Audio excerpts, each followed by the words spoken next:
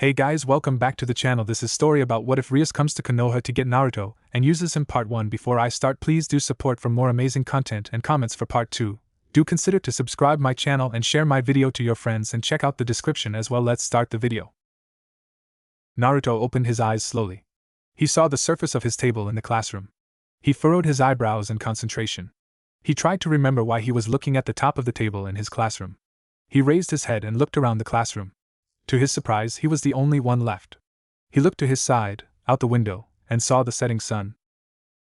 Well damn, I have slept through the last few classes and even past the ending. Just my day, thought Naruto. He yawned once and raised his muscular arms. He stretched and sighed when he felt a crack in his lower back. He lowered his arms and stood up, taking his school bag. I should get home to finish my training for the day, thought Naruto. It wasn't important to him now whether he had homework, since he had more than once forgotten to do it. He had other priorities in his second life as an ordinary civilian. He walked out, humming a soft tone. When he entered the corridor, he stopped. He remained silent and moved not a single muscle in his entire body. He closed his eyes and concentrated. He remained like this for 30 seconds before opening his eyes. It seems like I am not the last one in the school. Tojo, Naruse, Nanaka, Takigawa, and even Ms. Hasegawa are still in the building, thought Naruto. He shrugged his shoulders and began to walk through the corridors of the Hijirigasaka Academy, a private school in Tokyo, Japan. Naruto's ocean blue eyes were focused on the corridor before him, and his golden blonde, spiky hair moved slightly with every step. When it came to hair color, Naruto was indeed a special case. Someone with blonde golden hair like him was pretty rare in Japan in general. Most people in Japan have dark colors, like black or brown. He also had 6 whisker marks on his cheeks, making him even more special in looks. He wore Hijirigasaka Academy's male school uniform, which consisted of a black blazer, dress shirt, pants, and shoes. He hummed a soft tune while walking around the corner. It's been 3 years already, thought Naruto. He appeared in this world 3 years after he died back in the Elemental Nations, 3 years after he got his first taste of a peaceful life. When he was still in the Elemental Nations, he never had a peaceful day since Konoha hated him, and many were after him because of his heritage and the beast inside him. A group of S-rank criminals were after him because he had the strongest Biju, tailed beast, sealed inside him. He hated it but never gave up and trained like an obsessed maniac to get stronger. No one ever wanted to show him something right, so he dropped out of the academy after some time to train himself. If no one wanted to show him something, he would train alone. He did what he knew would be correct: strength training and meditation. He remained isolated inside the village for most of his life until he turned 13. He dropped out of the academy at 9, and has done the same thing every day since then. He trained from sunrise to sunset. He never learned any special ninjutsu or genjutsu since no one would teach him something. He only knew how to use chakra to strengthen his body to some extent and how to stick to a surface. Before he left the academy, he got his hands on a scroll that described advanced chakra theory and usage. It took him a long time to learn everything. He could stick to a surface with his feet, walk on water, use chakra to boost himself forward in a burst of speed, and use other techniques. He also discovered a method to boost his physical attributes even further. It was something that every living doing, but no one really explored it further. Sure, with time, people learned how to use it more efficiently, but not in the way Naruto thought would be possible. While he meditated, he could feel how his body reacted differently every time he took a deep or normal breath. He tried many different ways to breathe while tensing his stomach muscles, for example. With time, he got the right formula to breathe and to get more oxygen into his body, letting his body react in different ways. He called this breathing technique Zen Shuchu no Kokyu, total concentration breathing. Total concentration breathing was a breathing technique that involved expanding one's lungs to intake as much air as possible, accelerating one's blood flow and heartbeat while increasing one's inner body temperature, resulting in one's bones and muscles becoming more excited. Total concentration breathing enhanced the user's physical traits and capabilities while remaining human. Such traits included superhuman strength, speed, stamina, durability, endurance, and the mental abilities needed to keep up with their superhuman bodies, such as a faster thought process and reaction time. There would also be an enhanced version of this technique, called Zen Shuchujatsu, total concentration, constant. Total concentration, constant was a total concentration breathing state during the morning, noon, and night, and even while asleep, Naruto could constantly maintain. There was an immense difference in strength, speed, and stamina between someone who could maintain total concentration breathing at all times and someone who didn't. He needed 2 years to master both forms of breathing techniques, but he mastered both. Since Naruto was at an enhanced level, His total concentration breathing could also slow down the circulation of poison in the bloodstream and even clotting wounds from severe injuries. By focusing on every inch of the body and raising the accuracy of one's breathing, one could spread their sensitivity throughout one's body and detect and even heal hidden internal wounds they may have. When he turned 13 and was grocery shopping, two shinobi of an organization called Akatsuki appeared inside the village and tried to capture Naruto. Naruto lived inside a little wooden house on the far outskirts of the village. No one wanted him in their near vicinity. This was the first time Naruto realized how dangerous it was for him. Since he had trained so hard since he was 9, he could surprise the two Akatsuki members, escape, and make a run for it. He could run away long enough for many Umbu to appear between Naruto and the two criminals who wanted to kidnap him. It was pretty surprising for the two Akatsuki members to see Naruto's raw speed. Both thought they could kidnap him without any trouble, but no. His physical fitness, speed, strength, and other attributes were pretty high. He was already rivaling Jonin's level after his intense training and because of the extra boost from the total concentration breathing. Of course, no one knew this fact, but it was still pretty impressive. Just when Naruto thought he would have his peace, a masked man appeared inside his home a few weeks afterward. He tried to escape, but he wasn't fast enough this time. He got captured inside a genjutsu, and before he knew it, he was dead. He didn't know how it happened, but the last thing he knew was looking into the Sharingan of the man who kidnapped him. He only knew that the Biju was removed from him. Even trapped inside the genjutsu, he could feel how something was extracted from his body, and the only possible thing would be the Biju, which was sealed inside him. The next thing Naruto knew was waking up in this new world, completely confused but with unknown knowledge. It took time, but he managed to create a life in this world as a civilian. He was now 16 years old and lived the life he always wanted. He smiled, thinking about all the things he experienced in this life. He found a few friends, people he could trust, and kind old people he helped once a week with their garden, for example. He walked down the stairs and looked forward to coming home. He would cook himself something, eat, and then begin his training. He didn't have many hobbies since he basically only did one thing in his past life. Training was something that always felt good.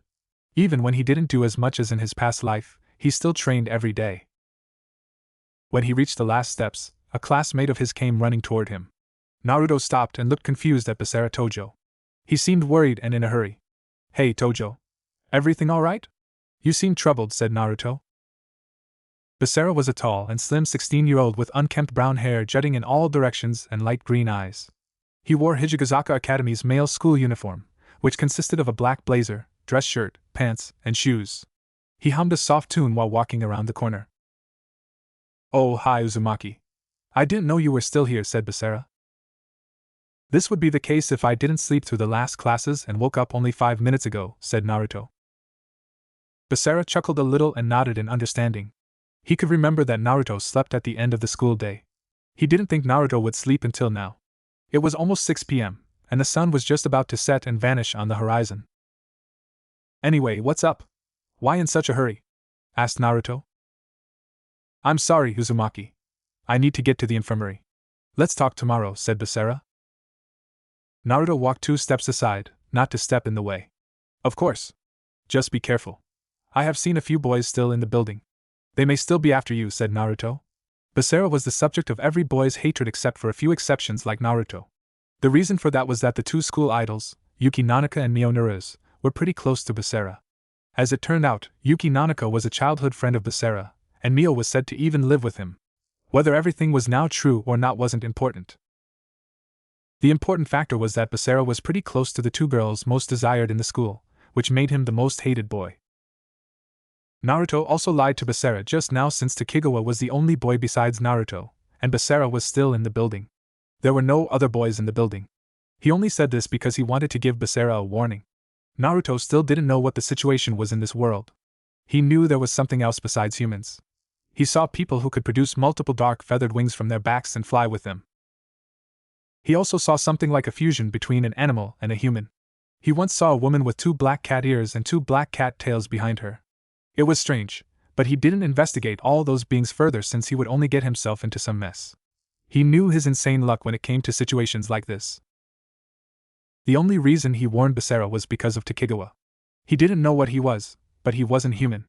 The guy was dangerous, so much was clear, and since Basara was a pretty chill guy in Naruto's eyes, he warned him. "Thank you, Uzumaki. I will keep that in mind," said Basara before he ran past Naruto up the stairs. No problem, said Naruto before turning away from the stairs and walking toward the exit. So you still don't want to interfere? Asked a female voice inside Naruto's head. Naruto frowned when his partner called out to him. Since he came into this world, he has always had strange dreams before he met the being who caused those dreams. What the? Naruto stood on top of a cliff, looking down at a broad valley. A mountain range surrounded the valley itself. The mountains were all covered in snow. Naruto didn't know what he was doing here. He was sure he'd just come back from his daily training and went to sleep. Naruto Uzumaki, said a female voice. Naruto turned around and couldn't see anything. He looked around and tried to identify the source of the female voice. The voice echoed through the valley and let it appear as if the voice came from all directions. Naruto heard a distant roar. The sound of a thunderclap. He turned toward the valley again and directed his gaze toward the former white clouds. He could watch how the former white clouds began to get replaced by gray clouds. At first, nothing else happened, but Naruto felt something as if something was pulling him toward a destination not visible to his eye. The clouds began to produce lightning and thunder. The sounds of the produced thunder were echoing through the valley. A show of beautiful lightning charges was displayed for Naruto's eyes. The lightning began to strike down and twist in multiple directions before the lightning bolt vanished as fast as it appeared. Naruto could see that in the middle of the storm, a massive round see-through sphere appeared through the dark clouds. Inside the sphere were storm clouds with lightning charging through them. Naruto didn't know why, but he had this feeling that the female voice came from this sphere. We finally meet Naruto Uzumaki, repeated the female voice.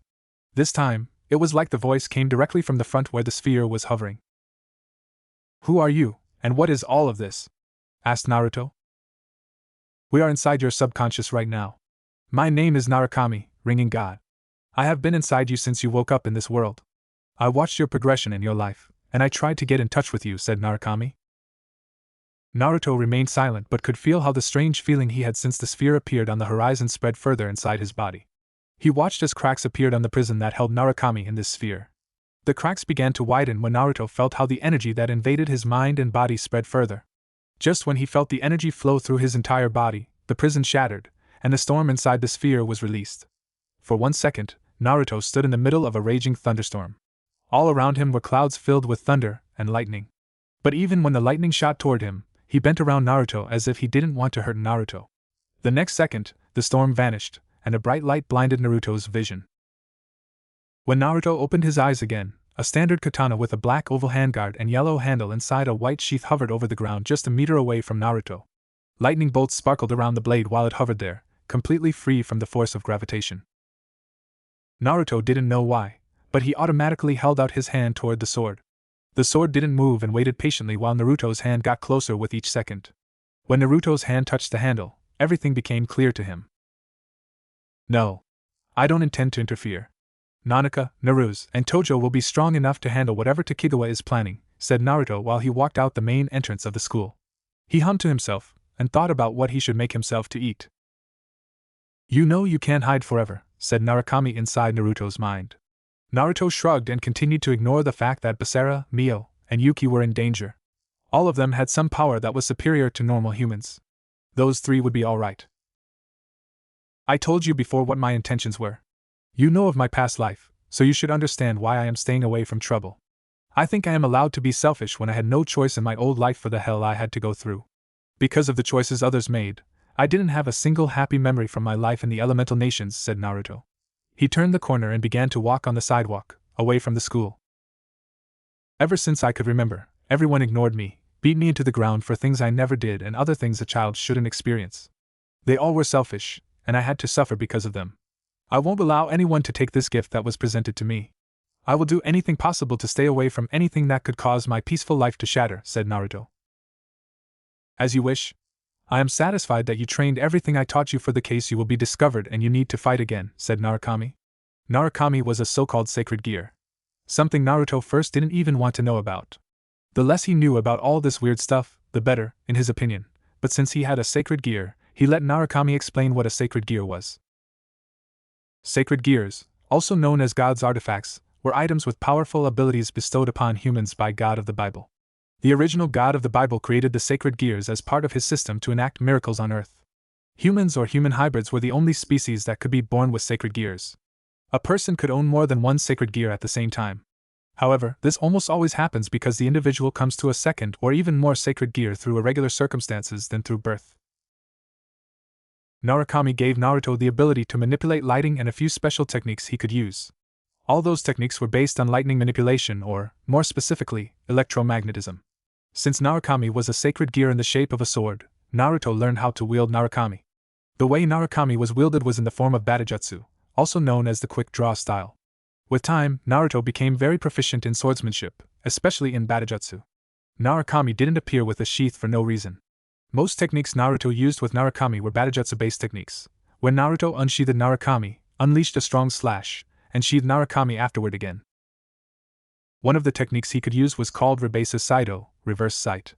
Reverse sight was a technique that lets him sense the electrical impulses of the people around him after cutting off his eyesight, like closing his eyes, thus letting Naruto perceive all of their movements and intentions without them being able to deceive him. This was also the technique he used to detect the people in the school building after he left the classroom and stopped for 30 seconds. It was a handy ability to have. It's only natural. I am well aware that it could be that I am being discovered, and for that, I must be ready when the time comes. It would be stupid to reject your help and your abilities. After all, it's not every day that you get the ability to manipulate lightning or summon a sword out of thin air. Having a weapon at hand at all times is awesome enough, said Naruto with a chuckle. Naruto smiled, looking forward to the next few days. It was something he would never have thought of in his old life. This world, this new life he had, was something he was grateful for. He even liked going to school since, this time, it was a normal school experience where he got a few friends, was annoyed sometimes because of his teachers, and even gossiped with others about someone when something was making the rounds. It was a simple but fulfilling life. A few hours later, Naruto ran through the park from Tokyo to end his training for the day. The sun was about to set, and he only needed to run 5 more kilometers for the day. He stopped by a bench to sit down for a second. He took the sports drink he took with him to drink something. His throat was dry, and he wanted some form of liquid to flow down his throat.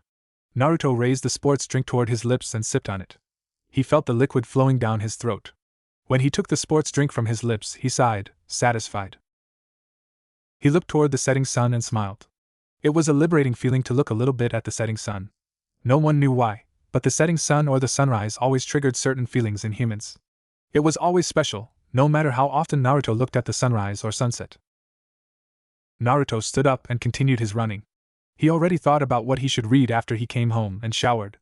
Back in the elemental nations, it was almost impossible for Naruto to enjoy a good book, but in this world, it was a little different.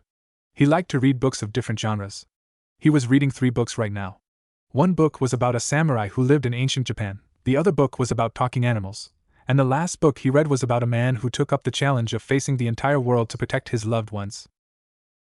Naruto would most likely continue to read the book about the samurai since he was most advanced in this book. It was an hour later when he finished his run for the day. He was on the outskirts of Tokyo and pretty close to his apartment. Naruto wanted to walk the last bit of distance but stopped when, out of nowhere, an explosion occurred in the building he was walking past. He concentrated chakra into his legs, jumped away to a safe distance, and crossed his arms for his face to shield it. He was happy to be still able to use chakra even when he had never learned any form of ninjutsu or genjutsu. Using chakra to jump long distances would be a skill he would miss, but he still had his chakra. The glass of the surrounding buildings was shattering when the blast wave of the explosion hit the windows. Naruto looked at the fire which came out of the building and frowned. He didn't understand how such an explosion could happen out of nowhere until someone flew out of the building and crashed into the ground with heavy injuries. Naruto also noticed that every human on the street was gone. Someone walked out of the raging fire without any harm and looked at the person who lay on the street with heavy injuries. Naruto guessed a fight broke out between those two, and during their fight, they triggered the explosion inside the building. He could also imagine that they didn't start the fight inside the building. He had seen that a part of the wall of the south side of the building was missing. Naruto had instantly searched for cover behind some cars standing on the side of the streets. He only hoped he wouldn't be noticed. He was hiding behind the cars right now and had his eyes closed, using his reverse sight to keep track of both. He could feel where they were and what they were up to this way. He would know if they would notice him this way. "I have to say, I am disappointed, Basachi," said a male voice. "I really thought we were friends."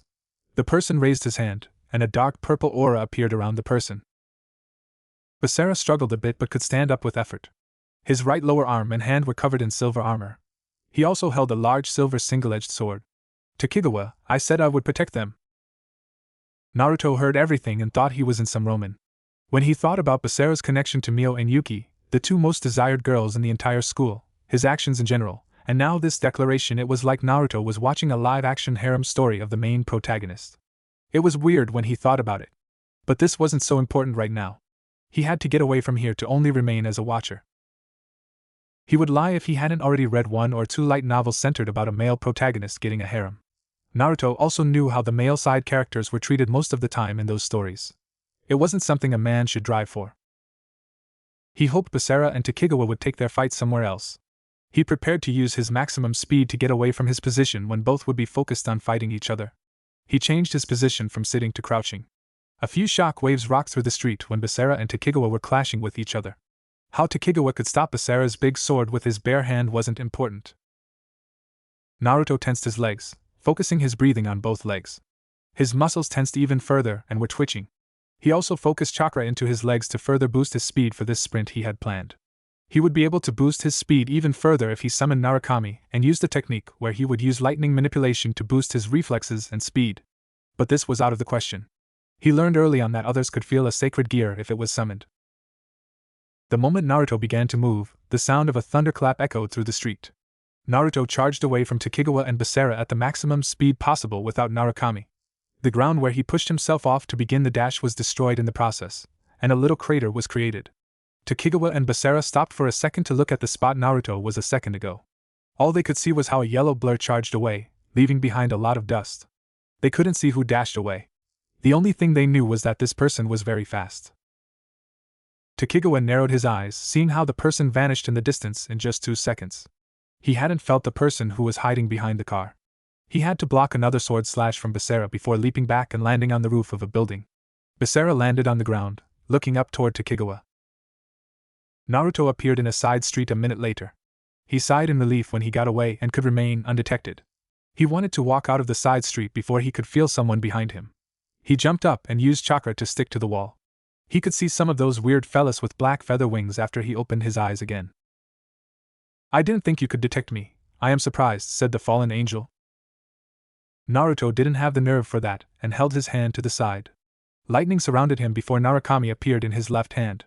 "So you already can summon your sacred gear. Nothing personal, kid.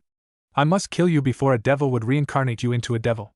It would do us nothing good if you would become a devil and use your sacred gear against us fallen angels."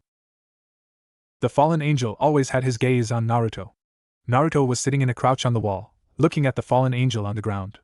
The fallen angel had a blade out of light energy in his hand. The appearance wasn't so important since the fallen angel widened his eyes. Even when he never let Naruto out of his eyesight, he suddenly was before him. The distance between them was a good 15 meters, and Naruto suddenly was before him. He didn't even vanish for a second before appearing before him. Naruto was simply before him. Naruto held the scabbard from Narukami in his left hand, his right hand on the handle.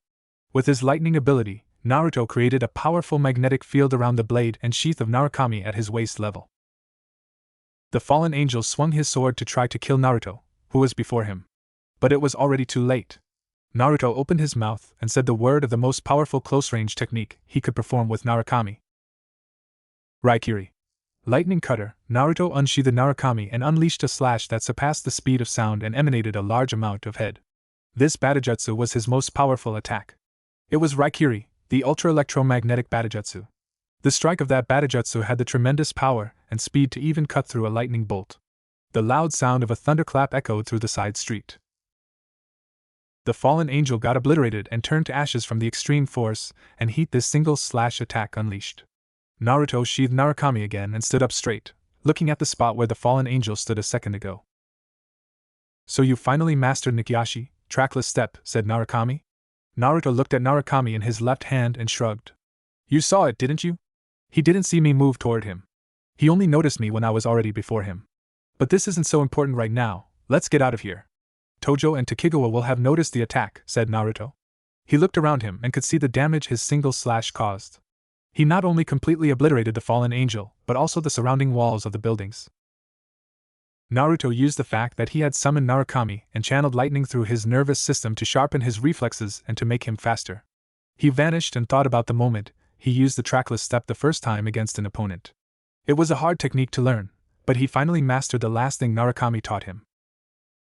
Trackless step was an ancient martial art where the user combined their breath control and footwork to slip into the consciousness of their opponent, or intended target. The brain was unable to process all the little details around it without overworking itself and burning out. As such, instead of accelerating one's movements, it makes their movements challenging to perceive since their opponent's brain doesn't recognize it as relevant information, thus making it appear as if they just zoned out until the very moment they're attacked. For the enemy, it looked like the user of Nikiashi would suddenly appear before them. Even when someone was extremely fast, they could see someone vanishing before appearing, but it was different with Nikiashi. When someone used Nikiashi, the enemy would see it as if they were before them all of a sudden. At one moment, the user of Nikiashi was a good distance away from the enemy, and at the same moment, the user of Nikiashi was ready to attack. I just hope I can get away with what happened today, thought Naruto. Naruto was on his way to the school when he saw something. He had just passed a side alley when he stopped. He took 3 steps back to look into the alley. He thought he saw someone. Naruto looked into the alley but shrugged after a few seconds and continued on his way. He already made plans to avoid 4 people as best as possible. If he interacted further with Basara, Yuki, Mio, or Tokigawa, then he would be dragged into something. He just knew it. He also thought about the dream he had last night. It was definitely placed in his old world. He dreamed of an old man with purple eyes, white robes, and 2 horns on his forehead. It was a strange sight. The old man almost looked like an alien. He saw the dream through the eyes of one of his 2 sons. It was strange. It was almost like he had lived the life of the younger son until he was 12 years old or something like that. The younger brother was named Ashura, and the older brother was named Indra. The details of the dream weren't so important right now. Naruto remembered the advances the older brother brought to this so-called Nishu. He didn't know how that was possible, but he dreamed of the invention of the famous hand signs. Naruto saw how Indra used hand signs for different purposes. Because of him, people from the time of his dream could use chakras differently than to strengthen their bodies. He looked at his hands, stopped, put his school bag on the ground, and did one of those signs. He could feel how the chakra inside his body reacted. It was strange, completely foreign, but with a purpose at least, this was how he would describe it. He closed his eyes while he lifted his school bag off the ground. He began to walk again and thought, I guess I have a new training I will have to try. I can still remember all those different hand signs. When I think about it, just when I left the academy, there was something about those hand signs. He frowned when he realized he had left the academy when they were just about to learn everything about the hand signs he saw in his dreams. Every hand sign Indra invented was mesmerized in his brain. It was weird. He also felt his chakra was a little different than before. It was like the dream interacted with his real body. His chakra was still familiar, but not to the point that it was the same. It was still this large ocean with almost infinite chakra. Even when he could only use basic chakra usage, he still knew that he had more chakra than any other shinobi back in the Hidden Leaf Village.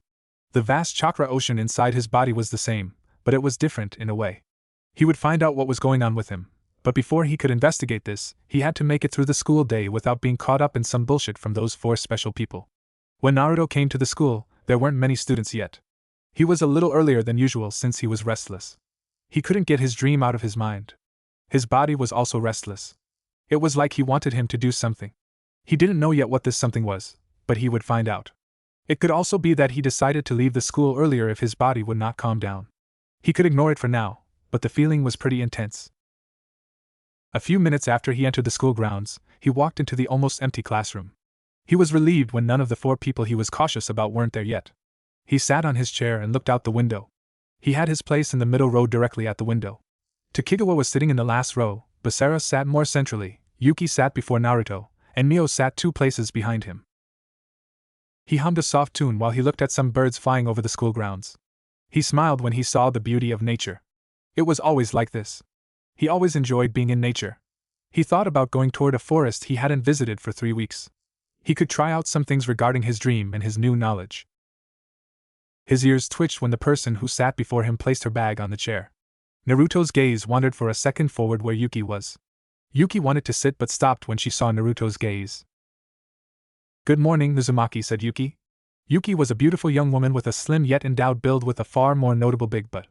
She had light blue, shoulder-length hair that had a longer portion of her hair put into a braid on the left side of her face, as well as a single long strand of hair, also known in Japan as a hoge, and yellow eyes. She wore the uniform of her school, which resembled a white sailor uniform that had a black collar and black cuffs that had white horizontal stripes, an orange-colored tie hung from the edges of her collar, a short black skirt that had a single white stripe, long black socks that had a white stripe around her calves, and also maroon-colored shoes. "Good morning, Nanaka," said Naruto with a smile. Even when he wanted to interact as little as possible with those four, it would be too suspicious when he would not answer her like he usually did.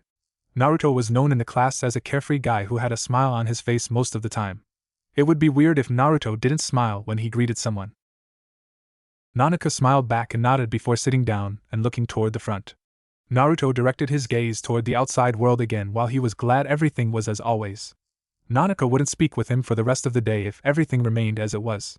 Since Basara came into class, she always went straight for her childhood friend when either break time was or the end of the school day. Naruto just realized something. It could well be that Basara won't come to school today. Naruto saw Basara's injuries yesterday when he flew out of the building.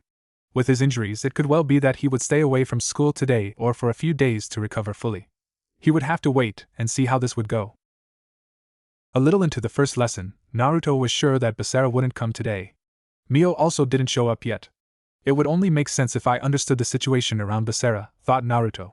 With all the hinds he had gotten over the last weeks since Basara joined the school, he could assume that he protected Mio and fought for her. This would also explain why she was living with Basara. It would only be logical if Naruto thought about it a little more. He looked in her direction multiple times during the lessons. Well, he also looked in Yuki's direction during the lessons, but this wasn't the topic right now. Naruto could also be completely wrong. Well, whatever. It doesn't concern me, thought Naruto. He wrote something down. Mr. Sakazaki wrote on the blackboard when he saw how Yuki looked over her shoulder directly into his blue eyes. Naruto looked confused at Yuki and said, "Hey, Nanaka, everything okay?" Something was different than before. It couldn't only be the fact that Basara wasn't here today. Even before Basara joined the school, Yuki had never looked over her shoulder toward Naruto like she does now. "No, it's nothing," said Yuki before directing her gaze forth again. Naruto sighed and shook his head before concentrating on the lesson again. The topic Mr. Sakazaki was explaining would come up in the next exam. 40 minutes later, the bell rang, signaling the start of the first break for the day. Naruto put down his pen and stretched once before standing up. He talked with a classmate for a second before leaving the classroom. "Hey, Uzumaki," said a classmate. Naruto stopped and looked behind him. "What's up?" asked Naruto. He and his classmate talked for a minute before Naruto continued on his way toward the roof. He was always there during breaks since no one came there beside him. While he walked through the corridors, he stopped. He narrowed his eyes, and his smile vanished when he could sense something weird. He closed his eyes, tapping into his reverse sight. His head turned to the side before he vanished and appeared 20 meters away. He was now behind a corner and opened his eyes, looking around the corner with caution. He just hoped the person didn't see him who walked down the corridor. Even before yesterday, he had always been cautious around this woman. The woman who walked along the corridor was the school nurse. Her name was Chisato Hasegawa, but everyone called her Ms. Hasegawa. Her beauty was not from this world if someone would describe her. Chisato was a stunningly attractive woman with sexy hip length, black hair that had bangs hanging on the right side with two ahogis, green eyes, a mole under her left eye, red round glasses, one earring on her left ear, and a voluptuous figure. She had very large, even larger than Mionaru's, and her butt was bigger than Yuki Nanaka's. Her work outfit consisted of a green knitted turtleneck, a tight black miniskirt along with her cross-garter motif stockings, and her signature white lab coat. He didn't know what it was, but he knew this woman wasn't human. Whatever she was dangerous. His instinct told him to stay away from her, and his instinct mostly had a good reason. It was also the reason he survived the first encounter with the two Akatsuki members in the Elemental Nations. The second he saw those two, his instinct told him to run away and distract the two Akatsuki members. His eyes widened when Chisato stopped and looked toward Naruto, who hid behind the corner. "Uzumaki, could you please come out? I have a few questions for you," said Chisato Hasegawa while she stood 5 meters away from the corner. Naruto closed his eyes and sighed. He knew something would happen today. He didn't think it would have to do with the most wanted woman in the school. Mio and Yuki had their fan clubs, but Chisato Hasegawa was even more wanted and admired than the two school idols. Naruto walked around the corner and opened his eyes when he stood 2 meters before Chisato. "What can I help you with, Ms. Hasegawa?" asked Naruto politely. He would make sure to be polite and not to upset this woman before him. He knew that he could deal with most things in this world so far, but something inside him told him that he was just a tiny ant when it came to this woman. He didn't feel anything particularly powerful from her, but his instinct told him that. I heard that you saw what happened with Basara Tojo yesterday. I want to ask you a few questions regarding the supposed incident that occurred yesterday, said Chisato while looking into Naruto's blue eyes. Naruto didn't show it but became nervous when he heard this question. She couldn't know he saw what happened yesterday even when it was only a tiny part of the entire fight between Basara and Tokigawa. How did this woman even know that happened yesterday? He was sure that Chisato wasn't around when Basara and Tokigawa were fighting on the street, while Naruto hid behind some cars. He was using his reverse sight the entire time, and would have felt Chisato if she had been there. I'm sorry, I don't understand the question. The last time I saw Tojo was when I woke up at 5:30 p.m. and left the school. The last thing he told me was that he wanted to go to the infirmary. That was the last time I saw him, said Naruto. Please follow me, said Chisato while she walked past Naruto toward the infirmary. Naruto furrowed his eyebrows in confusion. He pondered if he should walk away and ignore her request, but this would be too suspicious. He sighed and chuckled a little at the entire situation. As you wish, Ms. Hasegawa, said Naruto, turning around and following her. Might as well see what this is all about. I have the feeling this isn't entirely about Tojo, thought Naruto. Naruto entered the infirmary 3 minutes later and closed the sliding door before turning toward Chisato. Chisato sat at her desk and sorted through some documents before laying them to the side, turning around on her leather chair and looking into Naruto's blue eyes. Please take a seat, Uzumaki, said Chisato. Naruto sat down on the chair opposite her and asked, So what is this all about, Ms. Hasegawa? I wanted to speak to you since I noticed that you are different today. Did something happen, and is everything okay? Asked Chisato. Naruto raised both eyebrows in surprise. He thought about many things that could come, but not this question. Yeah? I am okay. I don't know what should be different, but I would say I am as usual, said Naruto. With her green eyes, Chisato looked Naruto's body up and down, making him feel restless. It wasn't very comfortable, but being under the gaze of this powerful entity wasn't something he desired. He would like to stand up and charge out of the door, but this would make it clear he knew something was up with her. Naruto had a certain thought process for a brief second that he didn't like. He could only think about his dream and the change he felt inside him. He knew something was different with him after he woke up. Not just because of the new knowledge he got from the dream regarding the hand signs, but also because of the change in his chakra. Does she really know about this? Thought Naruto. His facial expression didn't change, but he had a feeling Chisato knew what he was thinking since she began to smile. Don't worry, Uzumaki. I am only concerned about your health. It is my duty as a school nurse to make sure every student is in a healthy condition, whether physical or mental. You can go if you want, said Chisato. But if you ever need someone to speak to, you can come to me. I will always have an open ear for you. Naruto remained silent before chuckling. Oh, come on, Ms. Hasegawa. You don't make this easy for me. I think you know exactly what's going on with me. But don't worry, I am fine. This didn't affect me in any way negatively. It had the opposite effect, actually. I am in a better mode since this change happened, said Naruto with a smile. Chisato smiled while closing both eyes. Then I won't ask any longer, said Chisato, opening her eyes. I wanted to make sure you are okay since the presence inside you felt a little ominous, said Chisato. But please, don't think anything about it. If you ever want to talk to someone about this, you can always come to me. Chisato stood up, and Naruto did the same. Both walked toward the sliding door, and before Chisato could open the door, Naruto said, Tojo had a few bruises on his upper body. The injuries looked like they were from blunt force trauma, like a blow. He lost a good amount of blood but could stand up with some struggle. Chisato opened the door before she said, Thank you, Uzumaki. I am sorry to have used up your time. Naruto smiled and said, Don't worry about it. The break is still going for a few minutes, so I can still relax a bit in the classroom before the next lesson begins. He walked out of the infirmary and said goodbye to Chisato. He didn't know why but wasn't cautious any longer when it came to Ms. Hasegawa. It was like his worries were all washed away while he talked with her. The more he talked with her, the more he began to trust her. He didn't even know why. Even his instinct remained silent now and didn't warn him about the school nurse. It was like a weight was lifted off his shoulders. He didn't know what was going on right now, but he wouldn't complain since it felt surprisingly good. He walked toward the classroom, and when he sat, Yuki Nanaka came a few minutes later into the classroom. Uzumaki, where were you during the break? Asked Yuki. She stood beside her chair and looked at Naruto. I walked into Ms. Hasegawa. She wanted to ask me some questions about something. I was there for most of the break, answered Naruto. Oh, I see, said Yuki. Okay, would you be willing to meet me during the second break on the roof? Naruto smiled and said, sure, why not? Even when he felt like a weight was lifted off his shoulders, he still thought this day couldn't get better in an ironic way. He wanted to stay away from Yuki, but for whatever reason, she paid close attention to him today. Please recover fast, Tojo. Your childhood friend isn't like her usual self. I worry that she might know something about me.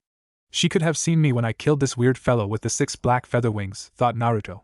He prayed to God that Basara Tojo would come back and continue his role as the main protagonist in this live-action harem story. Otherwise, Naruto didn't know what might happen. He feared his peaceful life was in danger. He prayed to God that he could remain on the sidelines. Yuki nodded and sat down just before Mr. Sakazaki walked into the classroom, announcing the start of the next lesson. It wasn't long before the second break began, and Naruto opened the door to the roof where Yuki was already waiting. She stood with her back to Naruto, looking over the city. Naruto closed the door behind him and walked toward Yuki.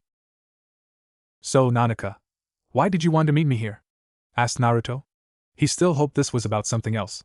But he had this feeling she would ask him something he wouldn't like. Yuki turned around and had a sad look on her face. Naruto was once again surprised. What was it that every female he wanted to avoid surprised him? Hey, are you okay? Asked Naruto. Sorry, said Yuki before turning her head away for a few seconds, wiping away the single tear that slid down her left cheek. When she looked back, she seemed normal, but Naruto could tell she was sad or otherwise full of negative and unpleasant emotions. I wanted to speak with you about something specific, said Yuki. Naruto didn't react and waited for Yuki to continue her speech. I know that you have a sacred gear, said Yuki. She saw that his face had become stoic. His blue eyes narrowed slightly, and she felt a light shiver running down her spine. I was on my way toward a location where a fallen angel was supposed to be. He had already killed 2 humans, and it was my responsibility to kill him to avoid further killing of innocent humans. I was surprised when I saw a bright light from a distance, and heard the sound of a thunderclap even when the sky was free from any clouds. When I rounded the corner where the fallen angel was supposed to be, I saw how someone vanished in a yellow flash. It was only for a brief second, but I could see your whisker marks at the last moment before you vanished, said Yuki. I wanted to thank you, Uzumaki, said Yuki while bowing. And once again Naruto was surprised. What's going on today? Was everyone out of their mind to act so differently? Naruto couldn't get it. What was different today was that everyone he wanted to avoid took so much pleasure in talking to him and surprising him. No problem, said Naruto. Yuki raised her head and could see his confusion. It is my job as a heroine to protect the humans from the supernatural world, but I failed.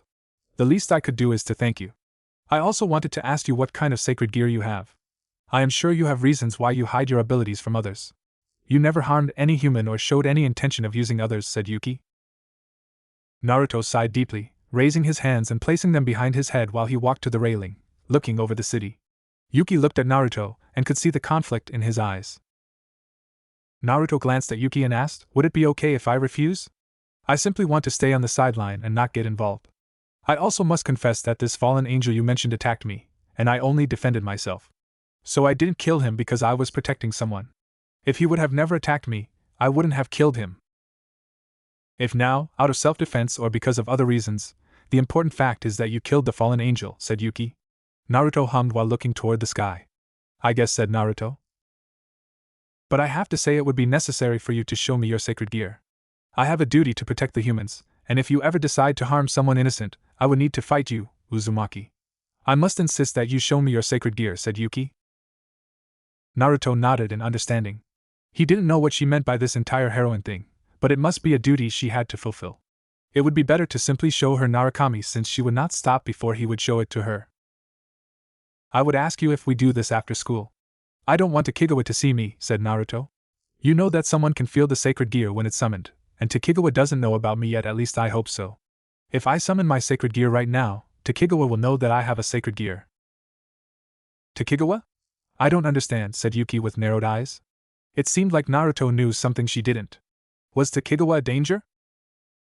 I don't know what he is, but he is someone I want to avoid as best as possible, said Naruto. I also don't want to know what he is. The less I know, the better. I want to stay away from this entire mess that is going on right now.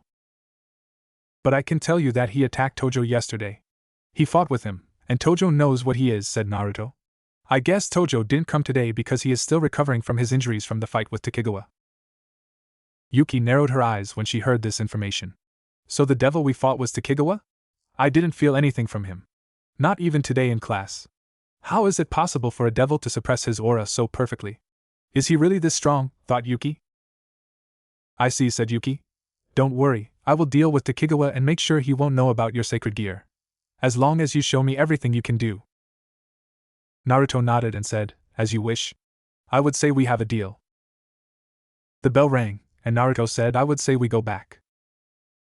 Yuki nodded, and they walked back to the classroom. To avoid any weird reactions from the boys in the school, he let Yuki walk first before he walked down the stairs. Both entered the classroom separately to sit down. Naruto sighed, looking out the window. I guess I should be happy that only Nanaka knows of my sacred gear. She promised me to hide my abilities from others and not tell anyone if I show her what I can do after school, thought Naruto. To be honest, it could have been worse. She could have told Basara, Mio, or other comrades about it. The rest of the school day was boring. Naruto and Yuki were walking away from the school together toward an isolated spot where he could show Yuki what he could do after school ended. Both walked in silence the entire time, having no real conversation topic to talk about. Naruto walked a bit away from Yuki when both were inside a forest. He turned around and held his left hand to his side. Lightning surrounded him before it wandered toward his left hand. The lightning transformed into a sheathed katana with a white sheath, yellow handle, and black oval handguard. Naruto held Narukami before him so Yuki could see his sacred gear. This is my sacred gear, Narukami. It allows me to manipulate lightning, said Naruto. A few lightning bolts danced around the sword before they vanished.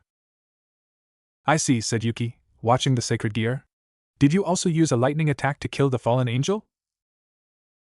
Naruto nodded and said yes. I used lightning together with the sword to kill the guy with a strong sword slash. You have seen the result of my attack with your own eyes. Naruto's sacred gear vanished again, and he said that would be it. You can think about the different ways someone can use lightning manipulation in a fight. It is very versatile. Yuki nodded and said, okay. I think I understand everything. Since you fulfilled your end of the deal, I will fulfill mine, and don't tell anyone about your sacred gear and your abilities. I appreciate it, said Naruto while he smiled. If this is all, I would say we will see each other tomorrow. Yuki remained silent for a second before she opened her mouth. Naruto wanted to turn away before he saw her action. He stopped his turning around and asked, was something else, Nanaka? Yuki closed her mouth and shook her head. No. It's nothing. I wish you a good day, Uzumaki. Thanks, you too, said Naruto. He smiled one last time at her before turning away and walking away from her. She stood there, deep in thought. She didn't know why, but she would have liked to talk more with her classmate. It wasn't like she was interested in him, or something like that. She just felt an unknown warmth when she was around him since today. She couldn't describe it. The moment she stepped into the classroom this morning, she felt a pleasant warmth emanating from Naruto. It was like a gentle breeze in the summer. She felt down because she couldn't protect Basara on top of the roof when Takegawa attacked them. She only knew now that it was Takegawa after Naruto told her about him. She trained very hard all those years but still couldn't protect the important people in her life. When she was around Naruto, she could forget her sorrow because of the constant warm feeling that came from Naruto. She looked up into the sky, wondering what she should do. She thought about it and got an idea. She headed toward her home to get some medicine that was very effective when used on heroes. Basara may not be a member of the hero clan, but he still had the blood of a hero inside him. The medicine would help him recover faster. This was the least she could do. Naruto walked through the streets toward his apartment, and was relieved to some extent. If everything would turn out the way he hoped, then he could continue to remain on the sidelines and watch Basara Tojo's harem adventure unfold. When Naruto was at home, he watched some TV since he didn't have any more motivation to train today after everything that happened today. It wasn't long before he was sleeping. Unbeknownst to him, the chakra inside Naruto began to move in unnatural ways before it calmed down, and this was the moment Naruto found himself in a familiar setting again. He saw the world through the eyes of the boy named Ashura, but this time, he was a little older. Only time would tell what these dreams were all about. Naruto's eyes shot open, and he jumped up in his bed. He breathed heavily and fast. He had sweat all over his body. His eyes were wide open, focused on the one spot he looked at. Naruto stood there on his bed, ready for an attack, but this attack never came. It took him 2 minutes until he realized what he was actually doing. He blinked a few times and looked around, snapping out of some trance. He gasped and held a hand over his heart. He didn't know what was going on right now. His heart was aching and beating like crazy. He gritted his teeth, focusing on his breathing. His breathing calmed down when he became master over his reflexes again. He closed his eyes, regulating his breath, and could slow down his heartbeat again. After he got his body under control again, he opened his eyes and looked at his hands. What the fuck was that? I can't remember anything that happened in the dream, thought Naruto. There was also his body. Even when he got him under control again, his body craved for something. Naruto could feel how every muscle in his body twitched and shook. He looked outside and saw the night. He didn't hesitate and dressed up before walking out of his bedroom, taking a bottle of water with him. He wore black pants and an orange t-shirt before placing both feet inside his black boots. He opened his apartment door and felt the cold air from the night. But it didn't affect him. His body was screaming at Naruto to do something. What exactly wasn't clear to Naruto. He stepped outside, locked the door, and channeled chakra into his legs, jumping far away. His eyes widened when he saw how much chakra he accidentally used and the distance he traveled with this one jump. He landed on a roof and pushed himself further away, jumping the same distance. He didn't even know where he wanted to go. He had this feeling that his body would lead him to the location he had to be. He felt how the cold air crashed into his face, his upper body, lower body, and arms. He didn't know why he wasn't affected by it. His entire perception of his surroundings was different than usual. He looked to the side, seeing a little bird trying to hide from a cat. He could feel something and turned his gaze toward another angle. He could see a group of two walking in the moonlight. They were holding hands, most likely a couple if Naruto had to guess. When he landed, he pushed himself further away and looked up. His ocean blue eyes were mirroring the moon. The moon was almost full. From its looks, it should only be 2 or 3 nights away before the moon was full. Naruto landed in the park a few minutes later. He looked around and was surrounded by trees. Before him was a building with some pillars around it. Naruto didn't know why, but he had the feeling that his body wanted to be there. The most logical thing would be to train like usual, but he had a guess. Naruto raised both hands and placed them together in one of the 12 hand signs he remembered from his dreams. He also remembered the names of the 12 hand signs: rat, ox, tiger, hare, dragon, snake, horse, ram, monkey, bird, dog, and boar. Naruto could feel how his chakra responded. He had trained to control his chakra like a maniac back in the elemental nations, and he even trained to control it from time to time in this world. He could feel exactly how it responded. It was an unfamiliar feeling. After he did the ox sign, he made a ram sign. He made 3 other hand signs and ended in a tiger sign. He could still remember when Indra presented his creation before others. Those were the exact hand signs he did before he presented his hard work. Naruto held his hand before him and opened his closed fist. When his hand was completely open, a yellow-orange flame burst to live for a second. Naruto's eyes widened when he saw what he had just done. That's his body was shaking, but not because it was craving something. Naruto had finally understood it. It wasn't his body per se that craved action, it was his changed chakra. He still didn't know what had changed with his chakra. He could still control it like before, and the amount didn't change. The density of his chakra also didn't change. So what was it? He couldn't figure it out. But this wasn't important right now. He had a wide smile on his face, successfully creating something out of his chakra like a flame. When he was still back in the Konoha Academy, he always wanted to use ninjutsu, which means you could create anything literally. From breathing out giant fireballs to creating water barriers to changing the landscape and other amazing things. Naruto formed another hand sign and couldn't stop smiling when he felt how his chakra responded. It was just amazing how a change in the hand position could influence the flow of chakra. Naruto made 2 more hand signs and ended in the snake sign. "Whoa!" said Naruto when the ground shook slightly, and a little boulder appeared out of it. It wasn't high or anything like that. It was like a buried stone in the ground. When he untangled his hands, the stones sank back into the ground. Naruto grinned and thought, "This is awesome." When Naruto started with his experimentation, it was 1 a.m., but now it was almost 6 a.m., and he would have to get ready for school soon. Even after everything he tried, he was still nowhere near exhausted. When he said he had almost infinite chakra, then that wasn't an exaggeration. Naruto could proudly say that he made some discoveries over the 5 hours he spent trying different things, different hand sign series, and other thoughts regarding his chakra. He quickly understood that the tiger sign at the end was often linked to some fire he would create. The snake sign, on the other hand, was linked to earth-based things like moving the earth a little or lifting stones. He also realized pretty quickly that he couldn't just try to make any hand signs after another without being cautious. After 20 minutes of trying out different things, he almost set himself on fire. He did a more extended hand sign series and ended in the tiger sign, letting fire burst out from under Naruto. It was only due to his sharpened reflexes, superhuman speed, and reaction time that he could dodge to the side. It was a lucky thing that he invented total concentration breathing. If he hadn't the physical boost from his total concentration breathing, he would have set himself on fire. It was the moment he calmed down and tried not to be like a little kid. He analyzed everything he felt during those 20 minutes, what he discovered, and what he could do without killing himself. He noticed that some techniques he used during the 5 hours used up more chakra than others.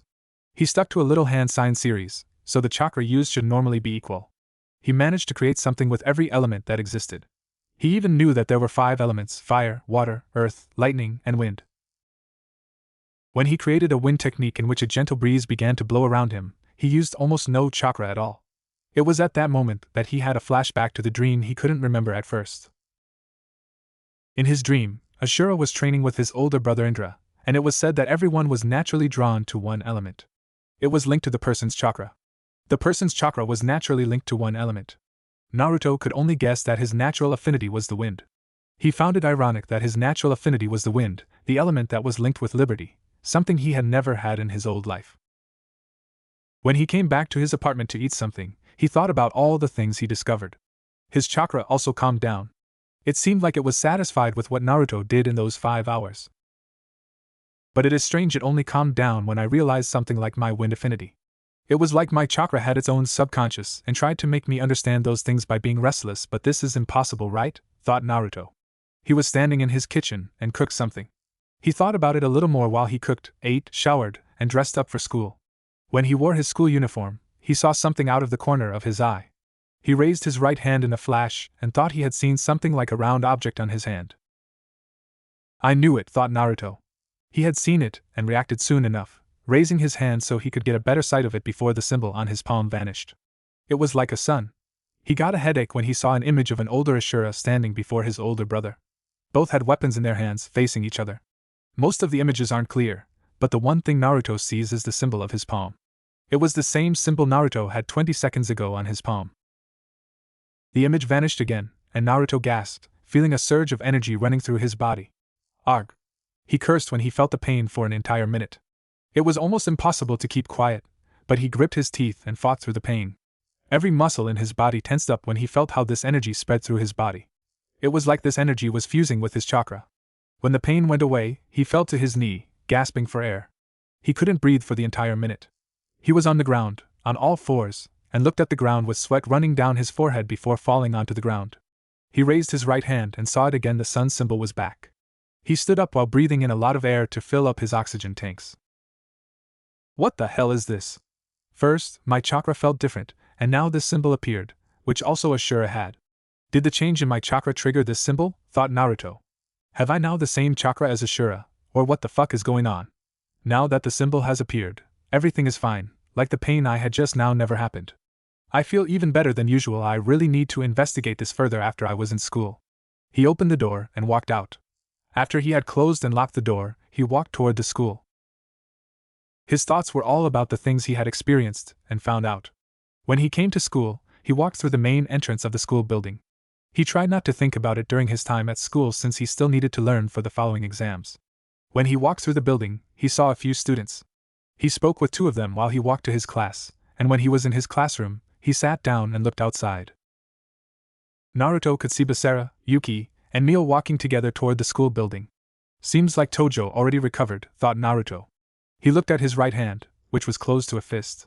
He didn't want anyone to see the new symbol he had on his palm. He felt that his chakra changed a little since he got this symbol on his palm. He opened his fist slightly and looked at the sun-shaped symbol on his right hand. He closed the hand again, looking outside. He wished he knew what this was all about. Why did he have the same symbol as Ashura on his right palm? Why did he have these dreams? Why did his chakra change all of a sudden? He could only wait and hope that his dreams would answer those questions. This was the only way he saw it right now. Every piece of information he knew was from his dreams. The hand signs, the history of Ashura and his brother so far, the father of the 2, the different things one could do with chakra, and so forth. He looked at the door when Basara, Yuki, and Mio entered the classroom. Everyone was looking at them, and like usual, the boys glared at Basara. Naruto and Takigawa were the only boys in the class who didn't glare at Basara. Oh yeah, Takigawa was also in the classroom. He was already there when Naruto entered. He read a light novel the entire time. The title of the light novel was Attack on Titan. Naruto looked outside again. There were still a few minutes until Mr. Sakazaki would come to start the lesson. "Hello, Uzumaki," said Yuki. Naruto looked at Yuki and smiled at her like usual. "Morning, Nanaka." Yuki smiled at him and sat down afterward, looking toward Basara. Naruto wanted to direct his gaze outside, but he saw how Basara looked at him. He looked at Basara and raised an eyebrow. He shrugged and looked outside. Nothing special happened until the first break. Naruto was on the roof during the break. He was lying there with his hands behind his back. He looked at the clouds and let his thoughts flow. He smiled and closed his eyes, feeling content with how things turned out. He didn't know why he got this symbol on his palm, why his chakra changed a bit, or why he had those dreams. The only thing he knew was that it helped him in the long run. He wasn't sure yet what this symbol could do, but he felt that it wasn't just for show. He would find out sooner or later. The sun's rays were hitting his face, letting him feel the warm sensation only provided by the sun. The warmth someone felt when sun rays hit him was different than the warmth someone felt when he stood beside a fire. This warm sensation was always pleasant. Naruto's ears twitched when he heard the door to the roof. He opened one eye, looking to the side where the door was. He closed his eyes again when he saw who walked on the roof. Not that it surprised him. He was sure they would come to the roof sooner or later. "Uzumaki," said Basara. Naruto's eyes remained closed while his smile never left his expression. He lay there, completely at ease with everything. At least, this was how it looked like. "Sorry to bother you, but I wanted to thank you for the warning you gave me the other day," said Basara. "No problem. The boys in our class can be a little jealous," said Naruto. Well, a little would be an understatement. They were jealous as fuck. Basara chuckled a little, seeing the joke in the statement. "I also wanted to speak with you about something else," said Basara. "Help yourself," said Naruto. He was still lying there with his eyes closed. It was clear that he was in a position where he didn't want to move because it felt good to lay there with the warm sensation of the sun on his face. "I'm sorry, Uzumaki," said Yuki. Naruto knew Basara didn't come alone to the roof. 2 other people came with him on the roof. Most likely Yuki and Mio. Naruto's smile vanished, and he opened one eye. "Why are you apologizing, Nanaka?" "You did nothing wrong," said Naruto. "I have broken the deal. I told the 2 of your sacred gear. I am sorry," said Yuki. Naruto only looked at her with his one open eye. She could see the disappointment in his open eye. Naruto closed his eye and said, "I see." "Wait a moment," Yuki. Basara wanted to defend Yuki, but Naruto cut him off. "Stop it, Tojo," said Naruto, rising into a sitting position. He stood up and opened both eyes. He had a stoic gaze and a completely different facial expression from the usual laid-back Naruto everyone knew. He normally smiled most of the time. "I don't care why she broke the deal we made. The important fact is that she broke the deal. I was willing to show her my sacred gear, but in exchange, she would tell not a single soul of my abilities. I don't want to have anything to do with your problems or the entire situation you all are in," said Naruto. He looked Basara in the eyes before looking into Yuki's eyes. "When there is something I despise, it's someone who breaks their promises. Promises are made not to be broken. It shows that you can't be trusted," said Naruto before walking past the 2 school idols and Basara. "Oh yeah, there would be one last thing," said Naruto when he reached the door. "Don't try to pull me into something I have nothing to do with. Whatever it may be. If you ignore my warning and try it, expect a corresponding reaction from me." He walked into the school building, closing the door behind him. Yuki looked on the ground. Nanaka Mio looked at Yuki, worried. Even when both hated each other from the start, they were at the beginning of forming a relationship, or at least they wouldn't fight each other anymore. "It's okay. I knew what I risked when I told you both of his abilities. It's my responsibility, and I will deal with it," said Yuki. "Listen, Yuki," said Basara. Yuki looked up at Basara. "You only did this because you wanted to protect us from a possible danger. The fact is that we basically don't know anything about Naruto Uzumaki other than his usual behavior. Don't worry, we will manage to come clean somehow. It's the least we can do." Yuki smiled at Basara and nodded. But she looked past him toward the door where Naruto vanished. Even when she smiled, she was deeply disappointed in herself. What Naruto said was true, and she didn't even know why, but his words struck her hard. It was something everyone should know. A promise was something not meant to be broken, and yet many people didn't mind when someone broke a promise as long as there was a good reason. But when Naruto looked at her, she could see he was really disappointed. He told her to her face that he didn't care why she broke the promise. The fact alone that she broke a promise, something not meant to be broken, was enough for him to look at her so harshly. The way he said those words when there is something I despise, it's someone who breaks their promises. Promises are made not to be broken. It shows that you can't be trusted, said Naruto. It hit someone deep inside. If someone else had said this, she was sure it wouldn't have affected her so greatly. She saw it in the reaction from Basara and Mio. Both of them also were affected in ways normally thought impossible. Naruto had an effect on someone that couldn't be explained. Naruto thought Yuki. Naruto sighed deeply. I should have known. Even in this world, you can't trust someone with so much personal information. I should have stayed away and ignored those four, thought Naruto. He stopped when he thought about Basara, Mio and Yuki. He had a good relationship with all three. He laughed with them multiple times and even did something after school with them. He shook his head and kept walking. He didn't want to stay in school for today. He didn't even want to meet Chisato Hasegawa right now. He could tell she was on her way to him. He vanished from his spot and left the school with superhuman speed. He simply wanted to be left alone. For him, a promise was what it was supposed to be and not how it was used in the modern era in this world. Promises were thrown out without thinking. They were broken without any form of hesitation, and everyone accepted it. But Naruto wasn't like the others. If he made a promise, he would do anything to hold it, even if it meant his death. He thought he could trust Yuki, but it turned out this wasn't the case. His trust was broken, and he was shown yet again why he never trusted anyone in his last life. Maybe he was too good-natured or something else, but one thing was for sure. If anyone wanted his trust back, they would need to earn it. He appeared outside of Tokyo and narrowed his eyes. He looked to the side, seeing some monster. It looked like a fusion of a human and a spider. The monster was chasing a little cat. Naruto growled in frustration when he couldn't ignore the situation. Narukami! Said Naruto. Narukami appeared after lightning surrounded Naruto and flew toward Naruto's left hand. The lightning transformed into Narukami, and Naruto didn't hesitate. He tensed his legs while he simultaneously channeled lightning energy into Narukami's sheath. He charged forth, leaving behind some sparks of lightning on the ground. The monster didn't even know what happened before his head was severed from his body. Naruto appeared behind the monster while sheathing Narukami again. Naruto looked over his shoulder and looked at the cat. He knew this wasn't a normal cat. Stay away from trouble, and don't follow me. If you do, you will have the same fate as this monster, said Naruto before yellow lightning surrounded him. He vanished in a yellow flash, leaving behind some sparks of lightning on the ground. When Naruto appeared before his door, Narukami spoke to him. Do you want to talk? Asked Narukami. Naruto remained silent while he opened his door. When he stepped inside and closed the door behind him, he said, What is there to talk? You saw everything, and you know what I think about breaking a promise.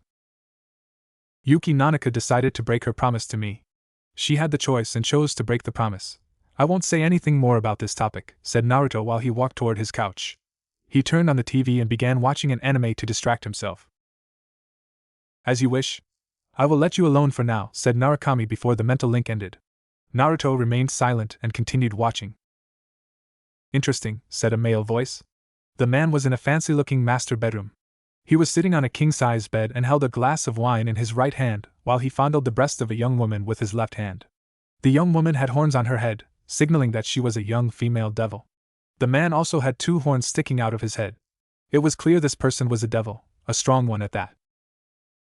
The devil was a tall man who wore a red jacket with yellow padded shoulders. He had pointy ears, white hair with a matching beard, and purple eyes. I never thought I would see the forgotten sacred gear again, said the devil. Before him was a magic-created transmission. It showed how Naruto killed the fallen angel with 6 wings with just 1 slash attack and simultaneously destroyed the walls around him. The person who created the transmission was a female devil. The female devil was a tall, tan-skinned, and white-haired young woman with a slim yet shapely figure and gold-green eyes. She had a rabbit tail and rabbit ear-shaped horns. Yes, Lord Zalgier. This is Naruto Uzumaki, a human who goes to the same school as Mio Naruse, said the female devil. I see. This is indeed very interesting, said Zalgier while he chuckled.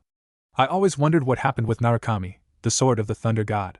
It seems I must change my plans a bit to get the power of Mio Naruse and the sacred gear, which was lost for thousands of years. Go and observe Naruto Uzumaki and let Basara Tojo in the hands of Lars Zest.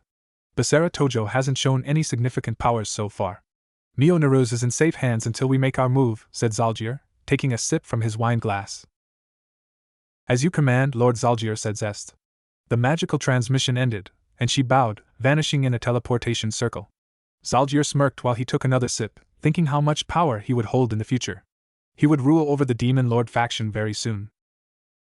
I look forward to meeting you in person, Naruto Uzumaki, said Zalgier while he focused his attention on the young female devil at his side. You don't know how much I look forward to it. He placed the wine glass to the side and began treating his guest. The moans of the young female devil could be heard until she screamed in pleasure. Naruto looked around. He knew he was dreaming again. It wasn't like before when he watched through the eyes of Ashura. He was standing in some forest with his own body, and could move his body as he wished. He heard a voice behind him. Naruto Uzumaki, said a familiar voice. Naruto turned around and saw an adult version of Ashura standing there, smiling at Naruto. Ashura? Asked Naruto. Ashura walked forward and stopped a meter before him. He held his hand out where the sun symbol was on. Naruto looked at his palm and afterward at Ashura. Lay your hand on mine. You will understand everything, said Ashura. Naruto didn't hesitate, and put his hand with the same sun symbol on his palm on Ashura's hand. Naruto's eyes widened when everything around him changed. Ashura and Naruto were now standing in some void where two symbols were shining on the horizon. There was a sun and a half moon. Or at least Naruto thought it was a sun. He could feel something strange when he looked at the half moon. The scenery changed again, and Naruto got wide-eyed when he recognized the scenery. This place was definitely Konoha, or, more like Konoha. The massive stone formation and this forest were too familiar with Naruto. But instead of Konoha, there was only forest before the stone formation. There were no Hokage faces hammered into the stone and no village, only stone and trees. Why are you showing me this? Asked Naruto. He looked Ashura into his eyes, looking for answers. Why did you give me this power? What do you want? Ashura closed the hand completely around Naruto and smiled. Naruto's eyes widened when he saw unknown memories from someone who looked exactly like him. It was like Naruto was looking at the memories from another version of himself. The most significant difference was that the version he saw of himself in the memories became a genin and made friends. He saw the entire life of the person in a few seconds, up to the point where he also got this symbol from Hagoromo Otsutsuki. Naruto gasped when the memories finished.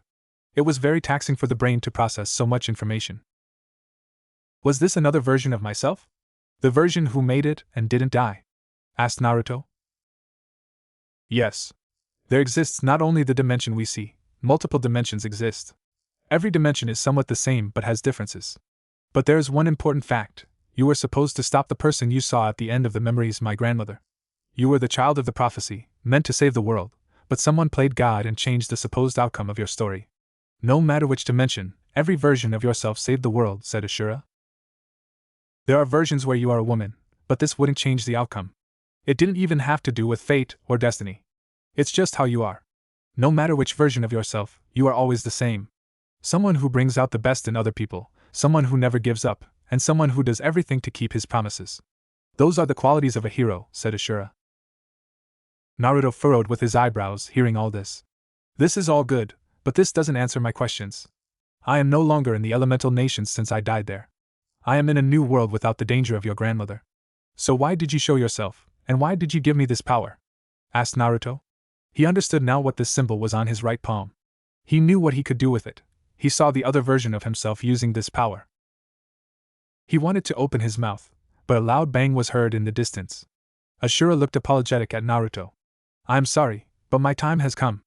I gave you everything I could. The rest is up to you. I know you will use this power for something good. After all, you are a hero, said Ashura while he slowly began to fade away. Hey, wait, said Naruto. I still have so many questions. Naruto's eyes shot open when the dream ended. He raised himself into a sitting position, remembering everything Ashura told him and showed him. He looked at his right palm. No, you were wrong. Maybe every other version of myself is a hero but not me, thought Naruto. Naruto wore his school uniform while he walked toward the academy. He stopped on the way, seeing an injured bird on the ground. He could also be dead, Naruto didn't know. Naruto looked left and right before crossing the street. He walked to the tree where the injured bird lay on the ground. No one was looking at the bird. No one cared what happened to him. Naruto placed his bag on the ground and crouched down. He gently picked the injured bird up with his left hand. He could feel the body of the bird still moving, which meant it was still alive. Let's see if I can really do what I saw in the memories of my other version, thought Naruto. He placed his right hand with the sun-shaped symbol on the bird and closed his eyes. He concentrated, and when his eyes snapped open, he frowned when the body of the bird twitched once. Naruto breathed out heavily, and raised his right hand to reveal the bird. He looked at the bird and saw how the bird didn't move before the eyes of the bird snapped open, and it jumped up on both of his feet. So it's true, I can now also heal someone. As long as the person isn't dead, I can guarantee that the person will survive when I use this new power, thought Naruto. The bird chirped while jumping on Naruto's left palm around. Naruto chuckled when he saw the display. He stood up slowly, but the bird didn't fly away immediately. The bird was rubbing its head on the inside of Naruto's thumb. Naruto stroked the bird a little before the bird chirped one last time, flying away but not before circling 2 times around Naruto. Naruto looked after the bird with a smile. This is a nice feeling, thought Naruto. It felt really good helping the injured animal. Maybe he should go into nature and search for injured animals. With his new ability, he could help them without any trouble. Naruto continued his walk and thought back to the memories he saw from his other version. The other version of him used 2 techniques that caught Naruto's eye. I think it was called Rasengan? No, wait, that's not it, thought Naruto. He closed one eye, thinking about it. Naruto saw the entire life from his other version. That was true, but it was all in a few seconds. He couldn't remember everything he saw in the memories from his other version. Ashura focused on a few key moments that let Naruto understand what different was like the other version of himself, who graduated from the academy and became a genin. He made many friends and saved other people on his journey. He almost skipped most of the things in his memories until the Great War Naruto saw in the memories. Naruto could remember that the other version of himself used some spinning sphere that had a destructive ability. It looked like it could drill through literally anything. He would have to try to recreate it. Having something like that at his disposal would be very effective. This way, he would always have a powerful close combat technique that could kill most enemies with one hit. Now I remember. It's called the Rasengan, thought Naruto.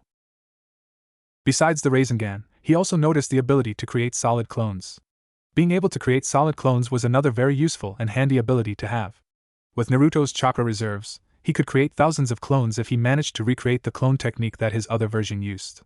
I think he called it the Kage-Bunshin no Jutsu, shadow clone technique, thought Naruto. Naruto hoped he could remember it more clearly when the school day came to an end in a few hours, and he went to training. His usual training was mostly physical exercises, chakra control training, and meditation. But with all the new knowledge he had another priority.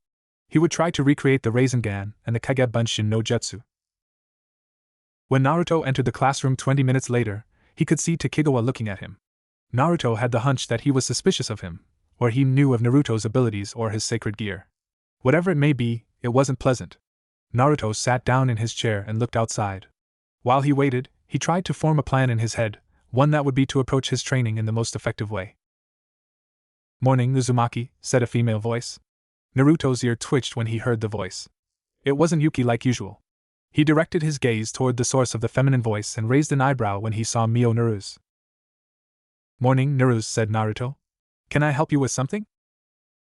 "No. Everything is okay," said Mio while she smiled.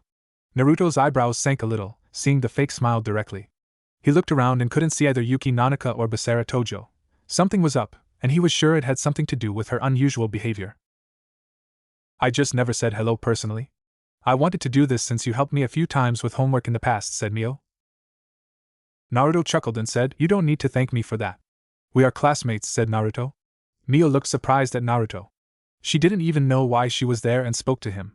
She thought he would ignore her, and didn't even look. After his reaction yesterday, she really thought that he wouldn't speak with her. But why he spoke to her wasn't what puzzled her. She didn't even have the intention to walk over to him to speak with him in the first place. She wanted to enjoy her last day in school before she would deal with Takegawa personally. Even when she knew she had little chance to win, but she would not let others get injured again because of her. Last night, Yuki and Basara were injured in an intense battle. She didn't know who attacked them both, but it could only be Takegawa after she heard of Yuki. She told Basara and her not only about Naruto's sacred gear but also about Takegawa. Basara got a little beating afterward that he didn't inform both of them, but it could only be Takegawa who attacked them, right? There was no other way this could have been someone else. Maria was home caring for both heroes, who always protected her. Mio lied to Maria, saying that she would try to get Naruto on their side even when this was a lie. She went to school with the intention of enjoying her last day at school. After school ends, she confronts Takegawa and either defeats him or goes with him. He already gave her a choice. Everything would be over if she went with him into the demon world. But back on topic, why did she walk over to Naruto?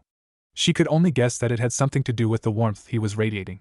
It was like standing in the sunlight. It spread through her body without any form of resistance. She tried to ignore the feeling and walk to her chair and sit down, but her body didn't want to. She walked toward Naruto because it made her feel better than before. Her grief and sorrow were being washed away to some degree, and she felt better when she stood near him. This was the reason she was now here, greeting Naruto. Okay. But I still wanted to greet you at least once, said Mio. Well, good morning, Naruto, said Naruto. It was strange that first Yuki and now Mio were approaching him. It was like a bad dream. He smiled at Mio but was suspicious of this entire situation. He didn't want to raise suspicion from others. He greeted everyone with a smile and talked with them usually. Was this some tactic to get him on their side, or why was Mio Naruto now alone in school and without her protector? Why was she talking to him? Why did she fake her smile like that? But most importantly, what was this feeling he didn't like? He had an uncertain feeling in his gut. It was like his gut was trying to tell him something, but he couldn't decipher the message. Why are you even talking to me after yesterday? I really thought I made it clear that I don't want to be dragged into your problems, thought Naruto. I even warned you that you should not try to drag me into something. Just stay at Tojo's side, and everything will be fine. Good morning, said Mio with a smile. Do you want to fucking kidding me? Thought Naruto, desperate. Yet again, a beautiful woman he wanted to avoid surprised him, and even talked to him. Was someone messing with his life? Like some higher being who watched his life through a TV and could interfere? Naruto Uzumaki was so surprised because the smile she was using right now wasn't fake like the first one she used. The negative emotions in her voice and her fake smile weren't present anymore. She looked genuinely happy when she greeted him. Like this was a big achievement she made. Naruto waited for a few seconds and got confused. Mio Naruto stood there and nothing. She only smiled and didn't move at all. His classmates were also beginning to stare at both of them. Hey Naruto, was something else? Asked Naruto. Mio seemed to snap out of some kind of trance. She flushed and turned around pretty quickly, walking to her seat and sitting down. Naruto raised an eyebrow but shrugged, but before he could look forward, he saw Tokigawa's gaze. Naruto looked over his shoulder to the back, where the one guy he had managed to stay away from was. Tokigawa only chuckled and looked toward the door when Mr. Sakazaki entered the room. Naruto also concentrated on his sensei since he began the first lesson. Naruto was writing something down 20 minutes after the first lesson started when he could see something from the corner of his eyes. He closed his eyes, tapped into his reverse sight ability for a second, and raised both eyebrows when he felt what Mio's intentions were. Reverse sight made it possible for Naruto to perceive not only others' movements, but also their intentions and the mental state of others. It was a convenient ability to have. What he could perceive of Mio was he couldn't even explain what he perceived from her. There was nothing he thought at first. He really thought she tried to get close to him because she wanted to drag him into her problems. But no, there was no such intention. She just wanted to stay near Naruto because it felt good when he interpreted it right. No interior motives were there, just a genuine intention to be near him. Then there was her mental state. It was a mess. There was no other way to describe it. She was in some kind of depression, to hold it shortly. Sadness, anger, worry, and other kind of negative emotions were present. There were a few positives, but the negative emotions outweighed the positives by a mile. He opened his eyes, remaining silent. He didn't know what to make out of this. He furrowed with his eyebrows when he realized that he began to worry about Mio Naruto. He concentrated on the lesson again, trying to forget what he just felt from Mio Naruto. It didn't concern him anyway since Basara would protect her when he was back. It was his job to protect his harem. Naruto was a side character in the harem story of Basara Tojo and his harem. Naruto only needed to stay away from them so that he could continue to live a peaceful life. He glanced for a second toward Mio and could see that she was looking at him. When she saw his gaze, she flushed a little in embarrassment and looked away. Naruto looked forward again and listened to Mr. Sakazaki. What am I even doing? Stupid, thought Naruto. Maybe it was better to leave the academy earlier, like yesterday, to start his training. It would help him forget about the mess he felt when he used his reverse sight ability. When the break came, Naruto stood up and walked out of the classroom. He looked back before he left the classroom. He only wanted to make sure no one was following him. Especially Mio Naruto or Yahiro Tokigawa. When he was sure no one was following him, he made his way toward the roof. Uzumaki, said Chisato when she met him in the corridor. Naruto bowed before saying, "Hello, Ms. Hasegawa." "You seem troubled," said Chisato. "It's nothing I can't deal with," said Naruto. Chisato remained silent and said, "Follow me." Naruto simply did as he was told to. He knew he couldn't ignore Chisato Hasegawa. He didn't even know why he was so calm around her. It was just like the last time. The moment he saw her, he felt calmer and at ease. He followed her through the corridors toward the infirmary. When both were inside the infirmary, he closed the sliding door and looked at Chisato. She was sitting at her desk like last time, but this time. "Why don't you take a seat?" asked Chisato. Naruto did precisely that, and sat down on a chair beside her. "You have obtained something," said Chisato, looking down at his right palm. Naruto looked where she was looking and raised his hand, showing his open palm to her. Naruto said, "Yes. It's one of the reasons why I changed." Naruto lowered his hand and let it rest on his leg. "It seems like this isn't the reason you seem troubled," said Chisato. "You are content and in balance with your inner energy." Naruto remained silent and looked at his legs. Why was he so carefree around this woman? He couldn't understand it. He should normally have been extremely careful around her, but he wasn't. He even showed her the newly acquired power he got from Ashura. Naruto got wide eyes when he felt a gentle touch on his cheek. He looked up and saw that Chisato Hasegawa had placed her soft hand on his whiskered cheek. He flushed at this entire situation. "I only want to help you, Uzumaki," said Chisato. Naruto remained silent and listened to Chisato. It's not good to hold emotions inside. It will accumulate, and someday, you will burst and drown in your own emotions. You don't need to talk to me about it, but I hope you can entrust yourself to someone. You don't need many friends or people you trust. Only one or two are enough for you to be comfortable enough to be yourself. She pulled her hand away gently and said, "I will always have an open ear for you." "You are strong. I am sure you will succeed," said Chisato. Naruto's lips began to form into a smile. He didn't know why, but something inside him felt like it was lifted off his shoulders. How this woman managed to have such an effect on him was unknown, but he didn't care right now. It felt good, and he could clear his mind. "Thank you, Ms. Hasegawa. You are right. I am indeed troubled by something, but this isn't something I can't deal with. If I feel like I need help, I will come back and ask for help," said Naruto. "Do you promise?" asked Chisato. Naruto had a hunch that Chisato Hasegawa knew what a promise meant for Naruto Uzumaki. He didn't know how she knew so much about him. It seemed like she knew everything about him. No matter what it was. He was involved in the fight between Basara and Tokigawa, his new powers, his mental state. She seemed to know everything, and yet he wasn't concerned because of that. He didn't know why, but it was just like that. "I promise," said Naruto. Chisato smiled and said, "Then I will not take up your time any further. I am happy I could help." Naruto chuckled and said, "Thank you, Ms. Hasegawa. I will leave then." Chisato watched Naruto leave the infirmary. She closed her eyes and looked toward two beds when she opened her eyes again, where the curtains were pulled around. She stood up and pulled the curtains slightly to the side, revealing an unconscious Basara and Yuki. Chisato closed the curtains behind her again, and a green light appeared behind the curtains. Naruto still had a few minutes and walked through the corridors toward the stairs. He wanted to lay on the roof for the rest of the break to feel the sun on his face again. He lay on the roof a minute later, sunbathing a little. He closed both eyes until his ears twitched. He opened one eye and was surprised to see a black cat with golden eyes. He rose into a sitting position and looked at the black cat. The cat stood a few meters away from Naruto. Her ears stood up, showing that she was either cautious or her attention was on something.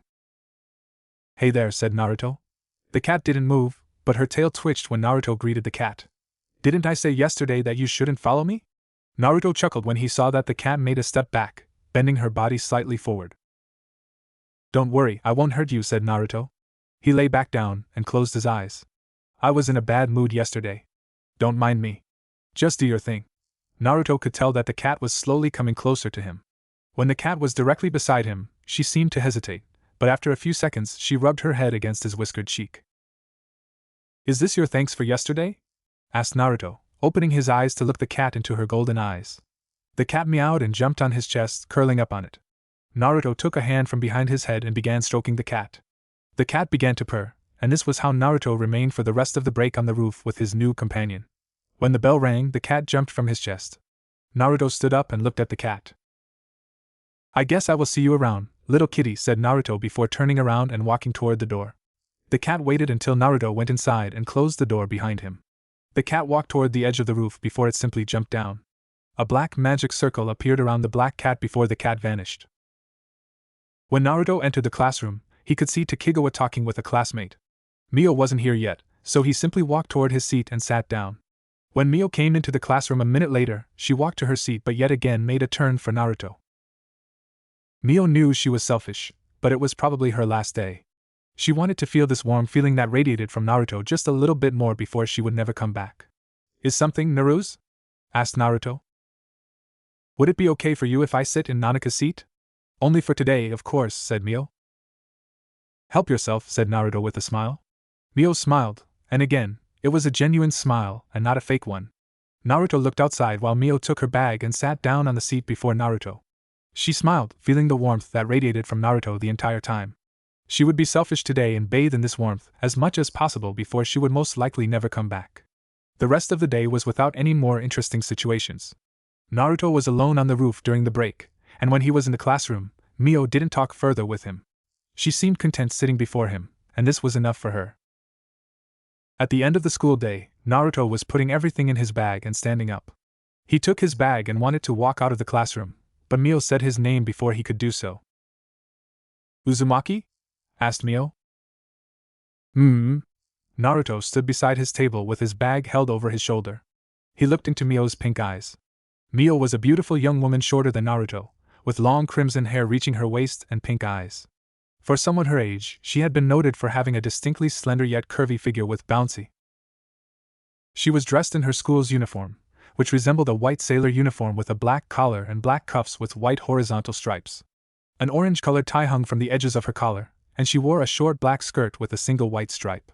She also wore long black socks with a red ribbon around her upper thighs and a pair of maroon-colored shoes. Could we walk together out of the building? Asked Mio. Naruto raised an eyebrow at this question.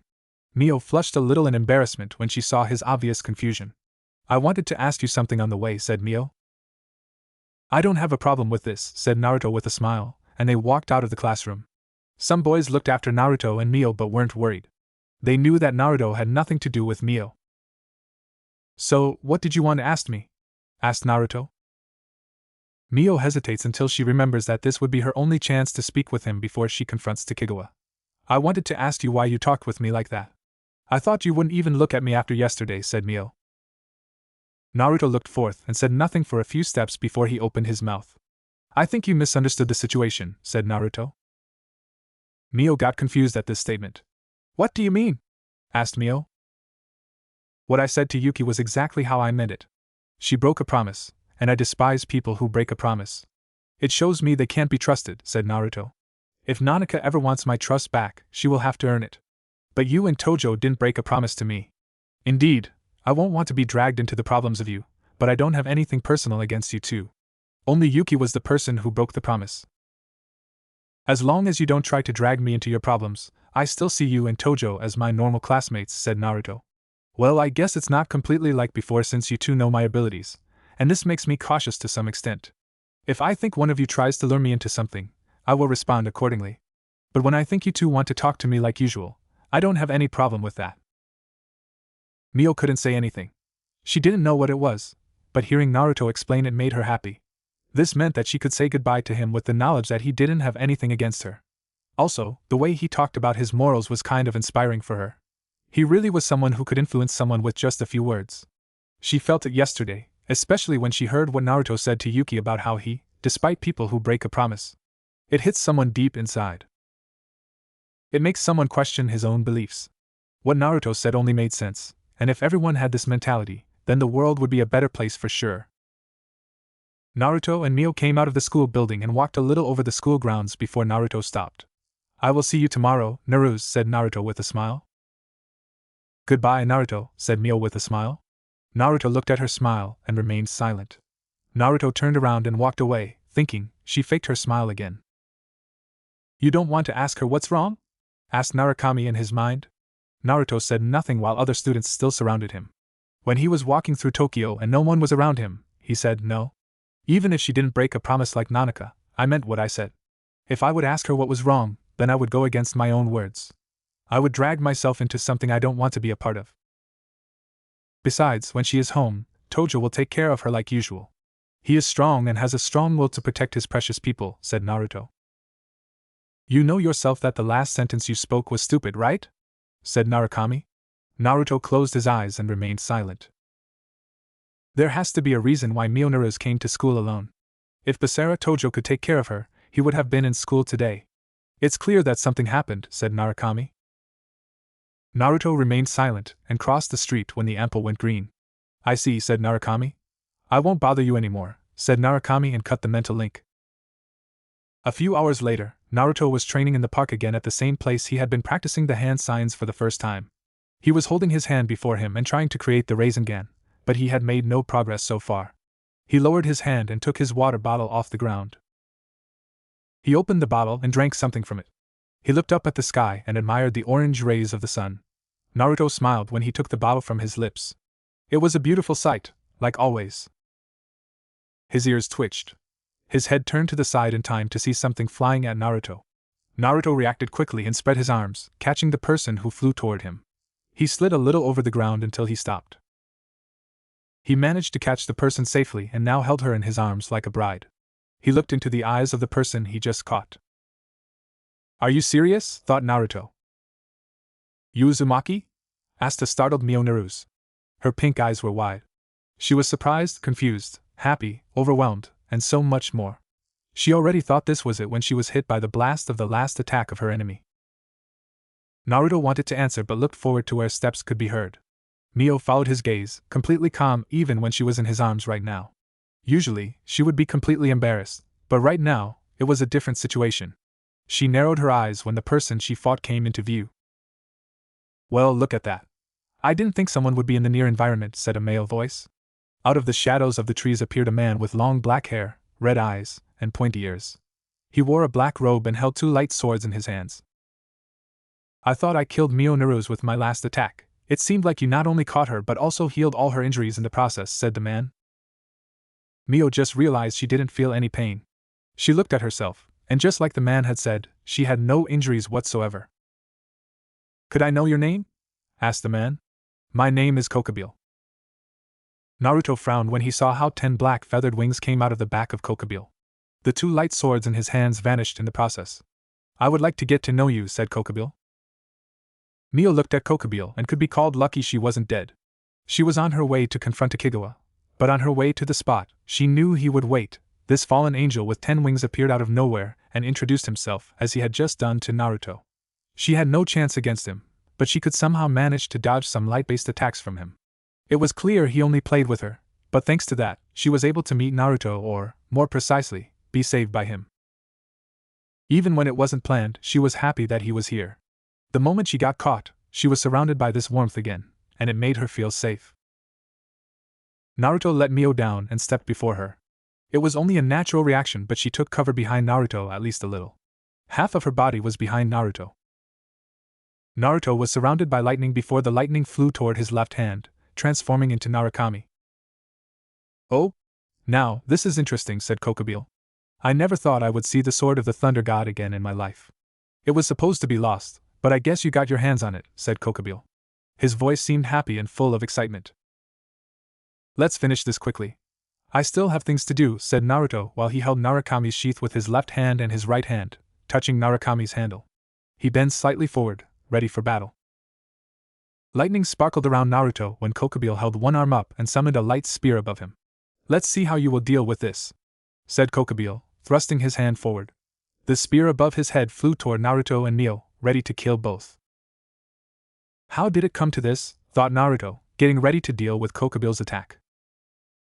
The light spear with the power to annihilate entire buildings without much effort darted through the air toward Naruto and Mio, intending to kill both targets. Kokabile looked at his two playmates, and hoped Naruto could give him a good fight. He had the sword of the Thunder God, after all. He should be able to withstand his attack. Naruto unsheathed Narukami and slashed the air, unleashing a crescent-shaped lightning bolt. His lightning attack and the light spear collided and triggered an explosion, shaking the ground slightly. Naruto sheathed Narukami again and dashed through the black smoke of the explosion. Kokabile had seen through this move long ago. Multiple smaller light spears were hovering around him in the air, ready to launch at Naruto. Naruto slid over the ground a little because he stopped. Kokabile snipped with his finger, and a light spear shot forth, ready to pierce Naruto. What came now was truly surprising.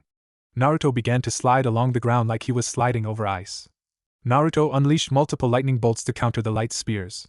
Naruto had to concentrate on his chakra on his feet because he was using chakra control to slide over the ground. Someone could describe it as hovering over the ground and using this hovering to slide over the ground as if he would ice skate. This was accomplished by focusing a big layer of chakra under his feet to gain this hovering effect. Kokubil created a larger light spear this time and threw him with his arm. Naruto stopped and went into a ready position. He filled Narukami's sheath with lightning energy, ready to obliterate the light spear. Just before the light spear could hit Naruto, he unsheathed Narukami and unleashed a devastating slash attack.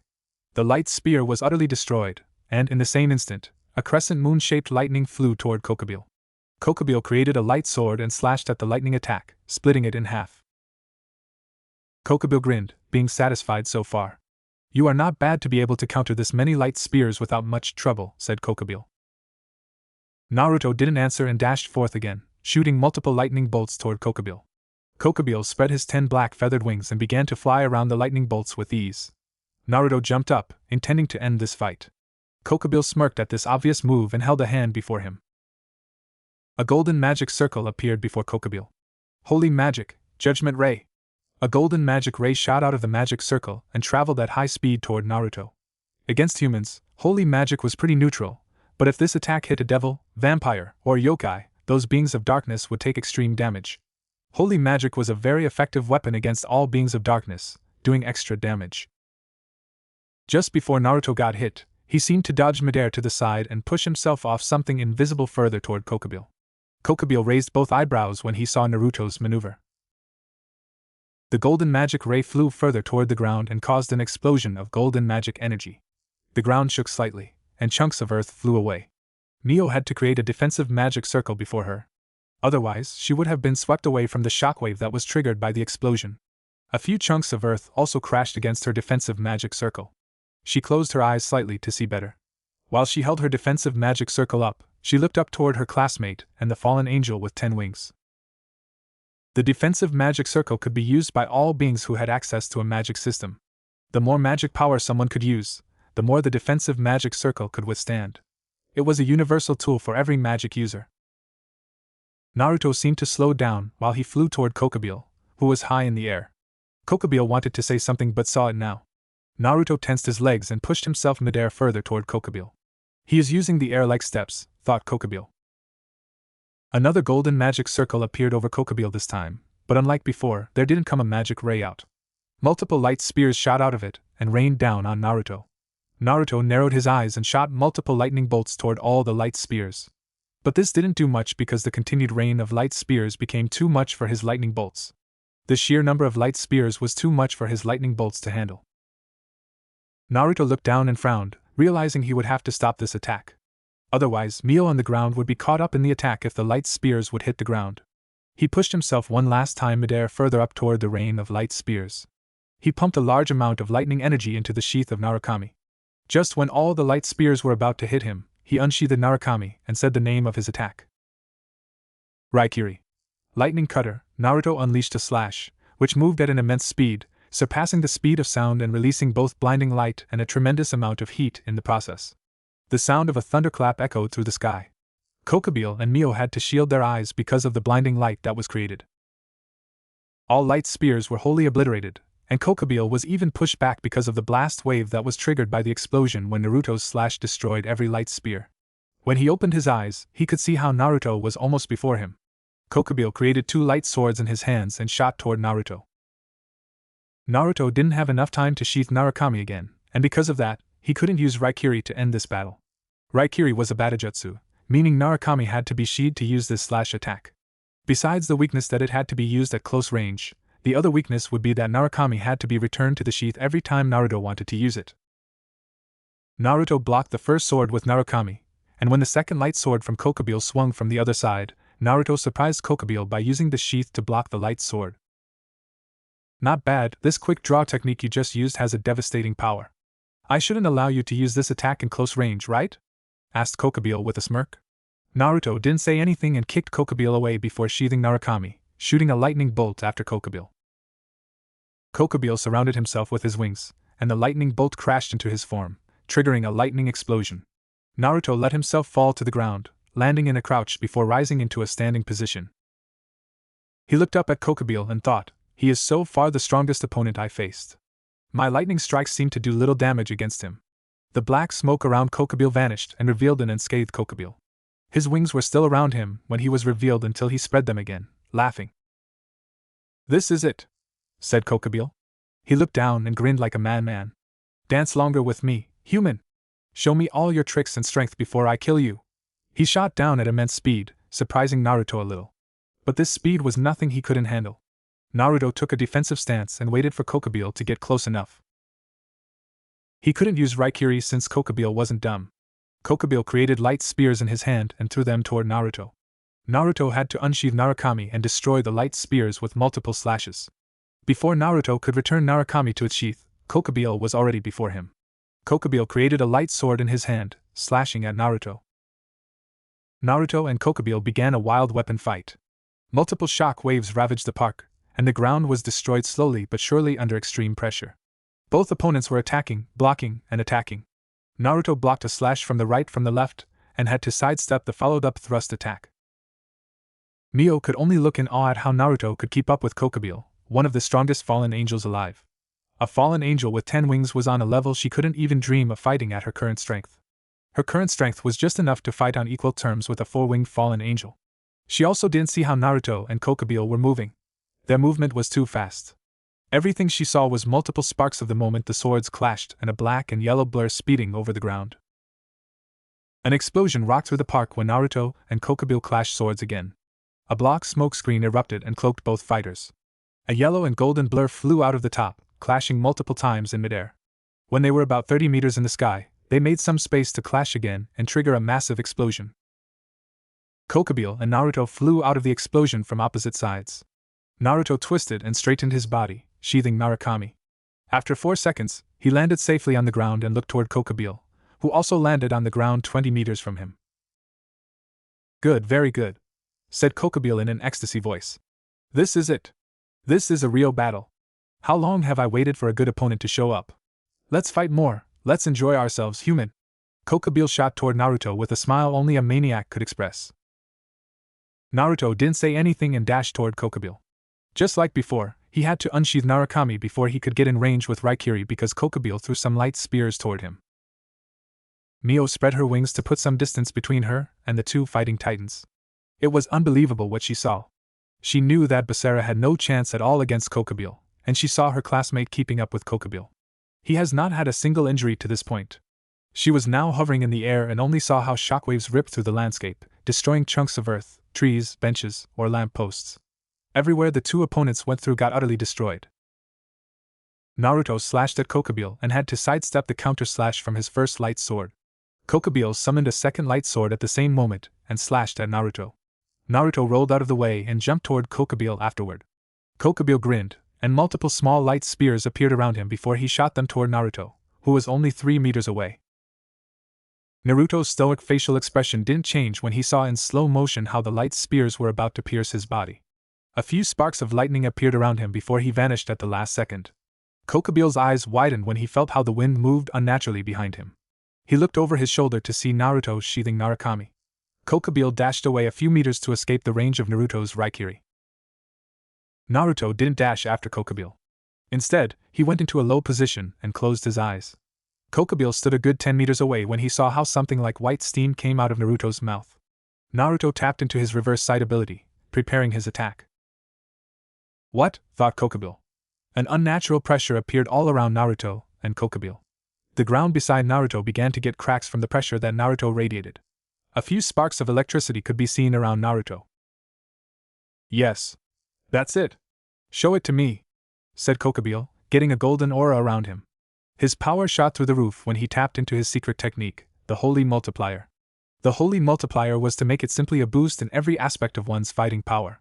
He got faster and stronger, his light weapons were more durable, and so forth.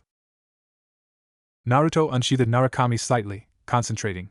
He regulated his breathing, sending all his strength to his legs. His legs began to tremble from the tension they were under. Naruto channeled chakra into his legs, further boosting his leg strength. To put even more power into his legs, he used lightning manipulation to increase his reflex time and general speed. Batojutsu, OG, quick draw style, secret technique. Lightning exploded out of Naruto's body, enveloping him completely. The roar of a monster could be heard when the lightning began to shape into a Japanese dragon head around Naruto. Kokobil smirked, feeling how his blood began to boil, and his neck hair stood up. How long had it been since he felt so threatened in his life? How long had it been since he was in such an extreme situation? It's been too long. He lived for this moment. Those moments made him feel truly alive. "Come at me," said Kokobil, summoning a shield out of light energy in his right hand. His red eyes were now shining golden while he was in his holy multiplier state. He laughed loudly, fixing his gaze on the first decent enemy he had in a long time. Naruto's eyes shot open, having prepared everything for his attack. Hano Ikazuchi no Kami. Flaming Thunder God, what now came was too fast for Mio. Naruto shot forward, leaving behind destroyed earth and a massive cloud of dust. Everything that came in contact with him was obliterated to nothingness. When he was right before Kokobil, he unsheathed the Narukami and unleashed a frontal slash. A massive lightning explosion destroyed everything around the two opponents. Trees were uprooted, massive chunks of earth flew away, the ground was ripped apart, and the clouds in the sky began to move away from the extreme shock wave that was triggered by Naruto's attack. Mio had to put everything she had into her defensive magic circle so as not to be blown away by the shock wave. She looked at the massive black smokescreen that appeared after the lightning explosion happened. What an incredible attack, thought Mio. She held her defensive magic circle up, thinking this would not be over. Kokobil flew out of the massive black smokescreen and held his left shoulder with his right hand. Where formerly a left arm was is now nothing. Kokobil had lost his entire left arm up to his shoulder. He gasped and was breathing heavily, suppressing his desire to scream out of pain. He never thought the attack his human used could cause such massive destruction and damage. But despite everything that happened, his crazy smile never left his face. He felt it, as if he was on a battleground, just like in the war between the three factions. He began to laugh, laughing to the heavens, looking up toward the sky. The wound on his shoulder had already closed since he had used some magic to close it. His right hand fell beside his right side. His head snapped down, looking toward the black smokescreen. He wanted more. He didn't even wait for Naruto to appear. He bent down and pushed himself off the tree he stood on, destroying the tree completely. A few lightning bolts shot out of the black smokescreen, hitting Kokobil. Kokobil twitched but never slowed down. His laughter only increased because of the pain he felt. The black smoke screen vanished out of nowhere, and Naruto was revealed. Naruto stood there, ready for Kokobil to come near him. Naruto waited patiently, having been prepared already. His eyes were closed, but he knew exactly where Kokobil was. 12 meters 11 meters Naruto waited until Kokobil was in range. Raikiri. Everything Kokobil could see was how Naruto unsheathed Narukami, unleashing his Raikiri. The sound of a thunderclap echoed through the park, and a massive amount of heat and blinding light was unleashed at the same time. When everything was over, and it became silent, Naruto stood there with a sheathed Narukami. He looked at the ground where Kokobil's corpse was lying. Naruto turned around and walked away with a stoic expression on his face. Narukami vanished at the same time. "Uzumaki," said Mio. She landed before him and looked worried. "Are you okay?" "Yes. I just want to go home." "I would recommend you also go home, Naruse. Tojo will be worried," said Naruto, walking past her. Mio wanted to say something, but Naruto already vanished after a few steps. She looked at the spot where her classmate just vanished and remained silent before spreading her wings. She began to fly toward the Tojo household and thought about everything she saw and experienced that day. She couldn't get it out of her head. The warm feelings she had when she was around Naruto. The feeling she wanted to feel more when she was around him. The feeling as if the sun was right beside you. She shook her head and tried to think about something else. "I said no," said Naruto. He just entered his apartment after he left the park. Narukami tried to talk to him about something, but Naruto wouldn't listen since he already told Narukami what he thought about all this. "I won't join Tojo, Naruse, and the others who are involved in their struggle. Today was an exception because Naruse literally flew into my arms, and I had no other choice," said Naruto. "I won't interfere from now on. I will stay on the sidelines." Yes, in Konoha, no one thought about my well-being. I had to become stronger to survive as long as possible. No one helped me, and why should I be the one who helps others, thought Naruto. He remembered all the times he asked for help but never got anything. His blood began to flow faster, his heartbeat increased slightly, and his emotions went into overdrive. Naruto took some deep breaths to get a hold of himself. His buried emotions almost came back to the surface. Naruto could calm down and suppress the emotions that were about to break free. Naruto sat on his couch and looked at his hand. I thought I would have overcome this, but it seems like my past still haunts me, thought Naruto. Naruto furrowed with his eyebrows, remembering some nasty memories of his time in Konoha. He stood up and walked into his bedroom, undressing himself. He hoped that with some sleep, he would forget. When he lay down, he looked at the ceiling of his apartment before his gaze wandered to his window. He could see the dark night sky with its many stars sparkling in the endless horizon. He turned away and closed his eyes. 2 days already, thought Mio as she sat in the classroom.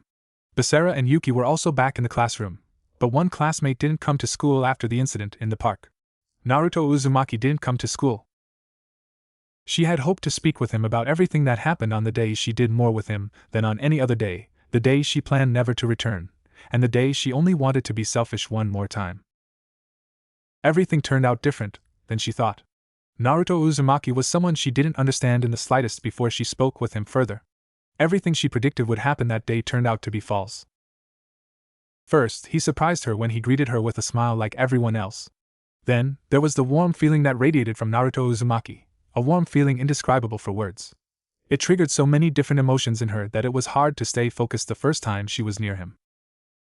The longer she felt this warm sensation around Naruto, the longer she wanted to stay at his side. Then there was his explanation of why he talked normally to her like usual. The way he spoke of his morals and why he still saw Mio as his classmate was inspiring, but she didn't know what it was at the moment. She felt a sensation in the depths of her soul that told her this man Naruto Uzumaki went through a lot like herself. She wasn't sure why she felt it. The way his eyes darkened when he spoke about promises and how Yuki broke them and had to earn his trust again. The way his eyes darkened during this explanation was frightening but also worrying. She saw those eyes before hers.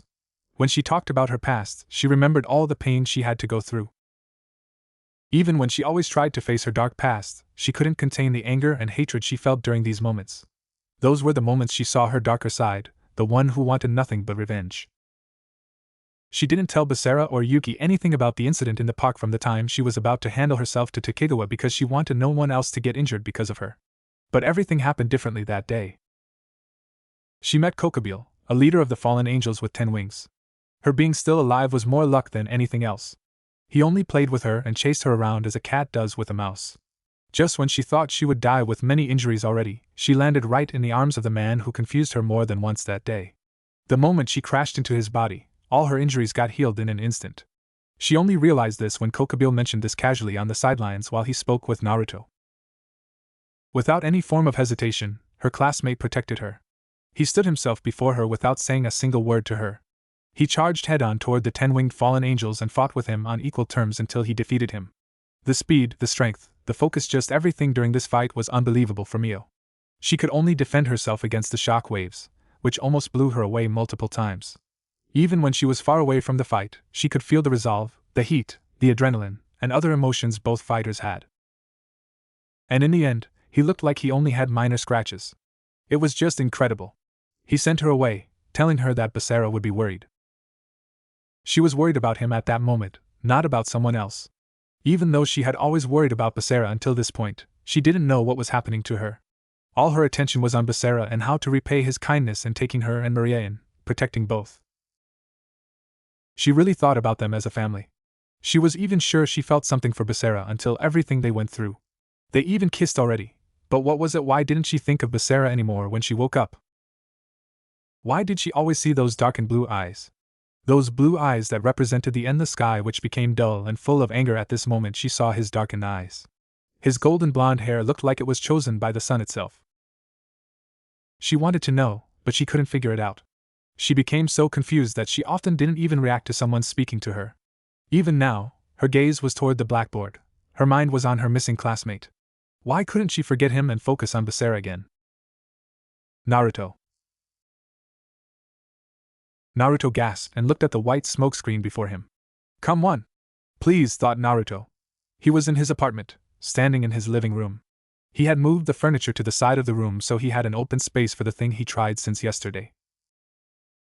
When the white smoke began to vanish, Naruto could see the shadow of a figure standing there. Naruto swallowed once and prayed to God he finally managed to master the technique. He blinked when he saw his creation. Blue eyes stared into the blue eyes of someone who looked exactly like him. Naruto blinked some more and began to smile before grinning wildly, almost like a fox. Yada!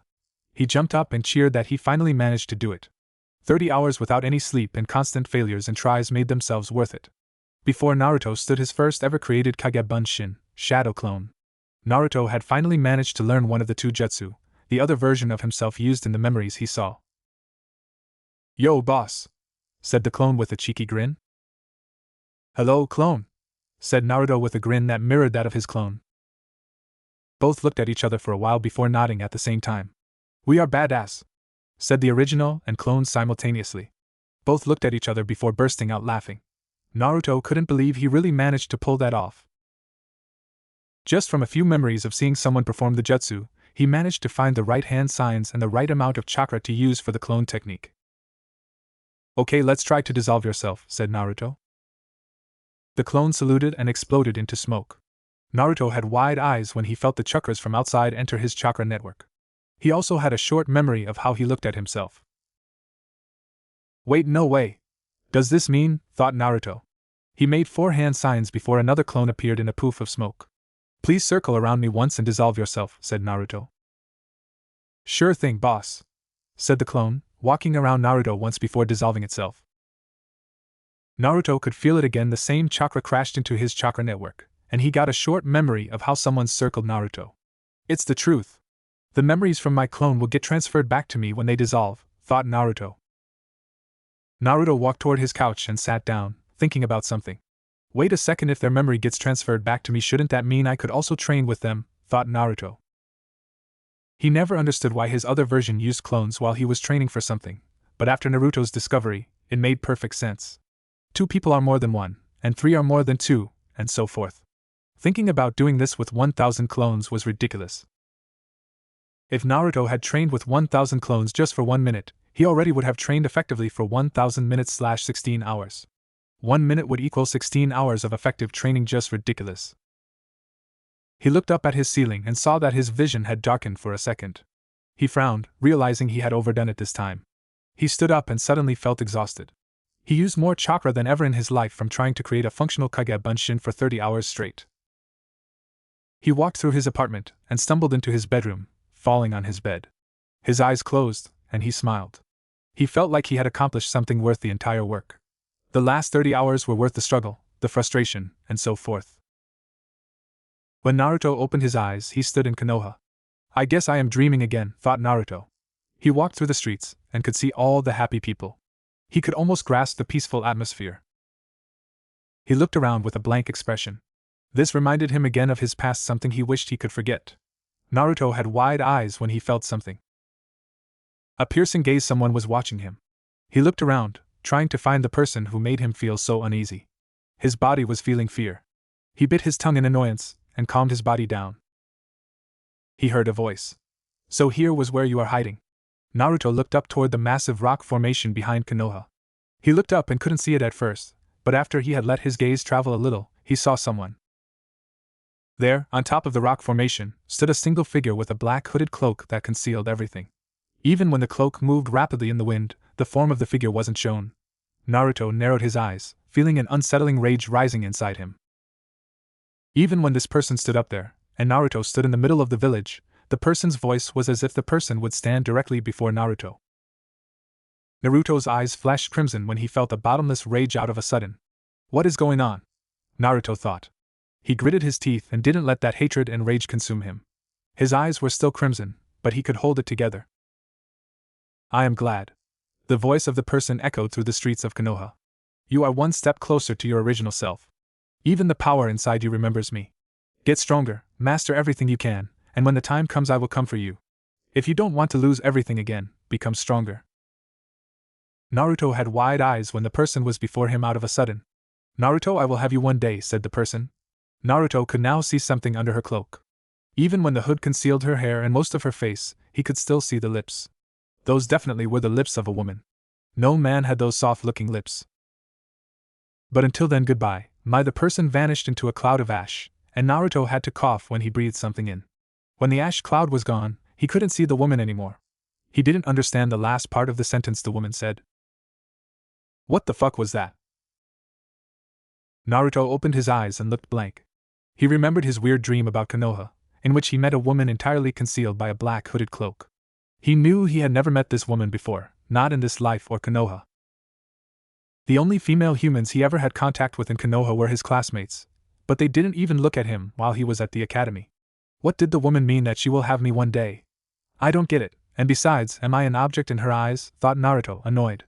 It was definitely not a woman from the new world where he now lived. After all, the woman said something about Naruto hiding, even when he wasn't. It was true that he tried to remain undetected in this new world, but the way the woman said it was like Naruto tried to hide from this one woman, but he didn't even know her. Then, there was this surge of power he felt inside him all of a sudden. A power full of hatred, a hatred so endless like a bottomless ocean. It took all his willpower and his dream not to get consumed by this bottomless hatred. Naruto thought he felt this bottomless hatred before, but he couldn't remember from where. He shrugged and stood up, stretching once before walking out of his bedroom. He turned left to walk toward his bathroom. When he stepped into the bathroom, he looked at himself in the mirror. He got wide eyes when he saw something that wasn't supposed to be there. He looked down to his stomach. Impossible, thought Naruto. He couldn't believe it. No fucking way. This had to be a freaking joke. Why? Naruto nearly freaked out when he saw the thing that brought him many nightmares in his past life. On his stomach was a black seal visible with a spiral in the middle, occupied by a few spikes around it. This was the seal that held the Kyuubi, 9 tails, at bay when Naruto was still in Konoha. This was the reason why everyone hated him. The seal and the fucking beast that was sealed inside his stomach. Why is this there? I lost it when the Kyuubi got sucked out of my body. Why is this cursed seal on my stomach again? Thought Naruto. He couldn't believe it. The thing with Ashura was one thing, but he could deal with a new power that once had the ancestor of all shinobi. Naruto was okay with it since this power was his own, so to speak, and it didn't bring him any disadvantages. But if his fear were really true, then he would have either the Kyuubi inside him again or something different. He took some deep breaths and calmed down. He looked at the seal for a while and touched it with his left hand. He didn't feel any reaction. He looked at his right palm, where the sun-shaped symbol was, and remained silent. He laid his open palm on the seal and waited. Nothing happened, and Naruto was about to sigh when he got wide eyes. NRGH. His body felt like he was burning from the inside out. He took his palm away from the seal and concentrated on his breathing. After 1 minute, his body calmed down, and he looked into the mirror. His whisker marks looked thicker than before and a little more feral looking. He raised his hand and touched them. They felt like before, but his once thin lines were now a little thicker and looked more real than before, like the whiskers of a real fox. Naruto lowered his hand and looked at the seal on his stomach again. He furrowed his eyebrows. He couldn't understand what was going on. Why was all this shit happening to him? He thought he would have been entirely freed from his old life. First, he had dreams of Ashura and his older brother. Then, he got the Yang seal from Ashura in the shape of a sun on his right palm. Now, he dreamed about Konoha again. What was when he woke up? The fucking seal of his past life appeared again. The seal that brought him every negative situation he ever faced in Konoha. Basically his entire life. Just why? Naruto sighed and showered to cool his head. He slowly got a headache, and thinking about it was a waste of time right now. He couldn't understand it anyway without an explanation from someone who knew what was going on. Naruto sighed when the cold water ran over his body. His body shivered a little, but Naruto was used to cold water since he never had warm water in Konoha.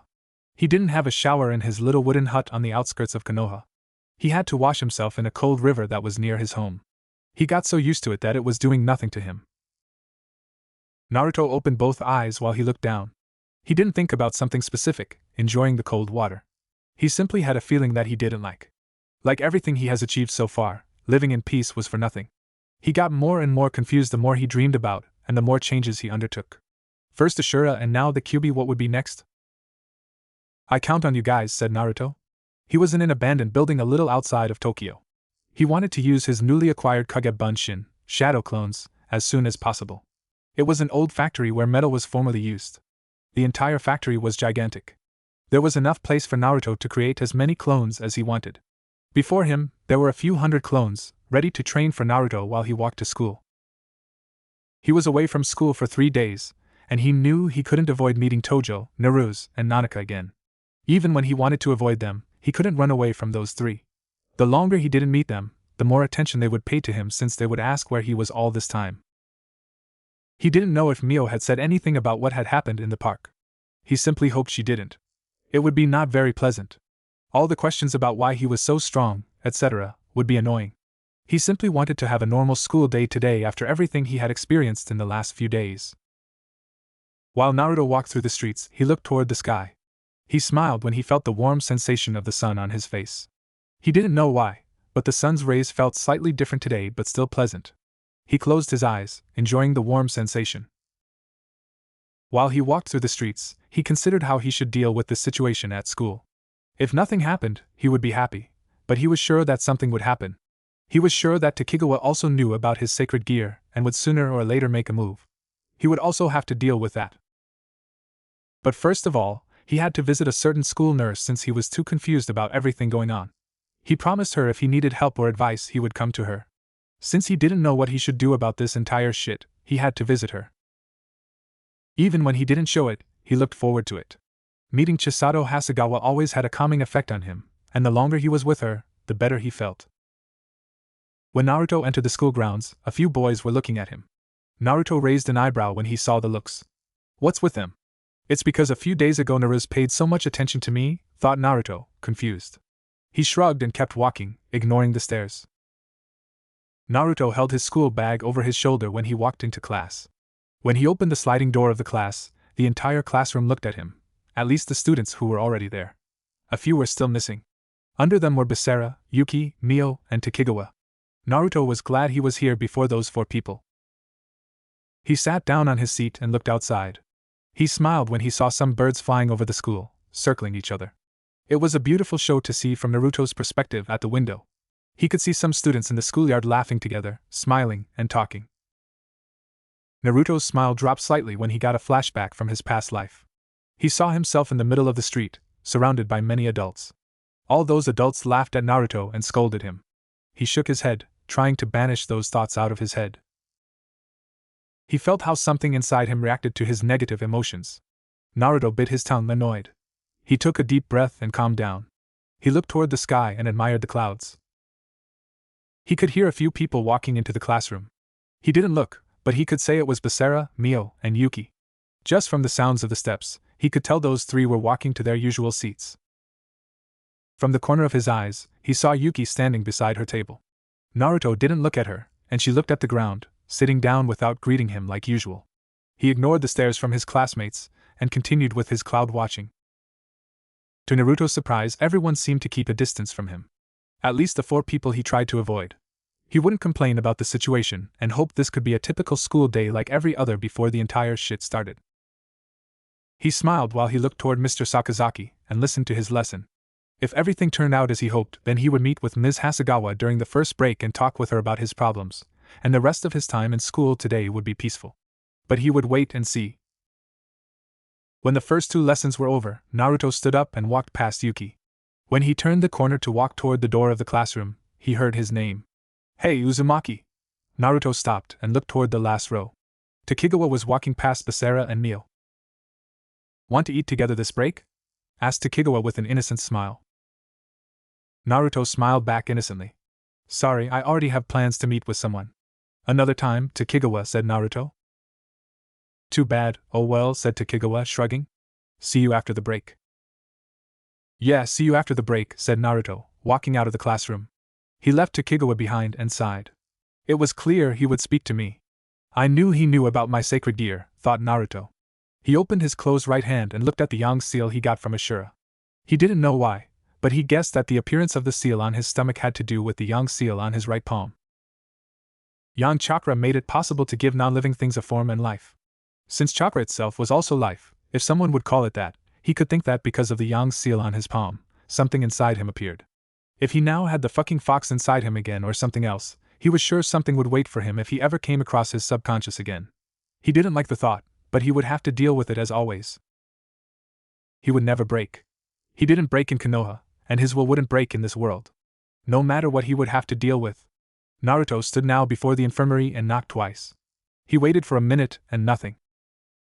Let's see if she is helping someone else right now, thought Naruto. If it is the case, then I will come in the second break back.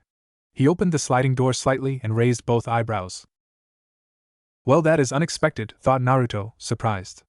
Wasn't Tojo still in the classroom when I left?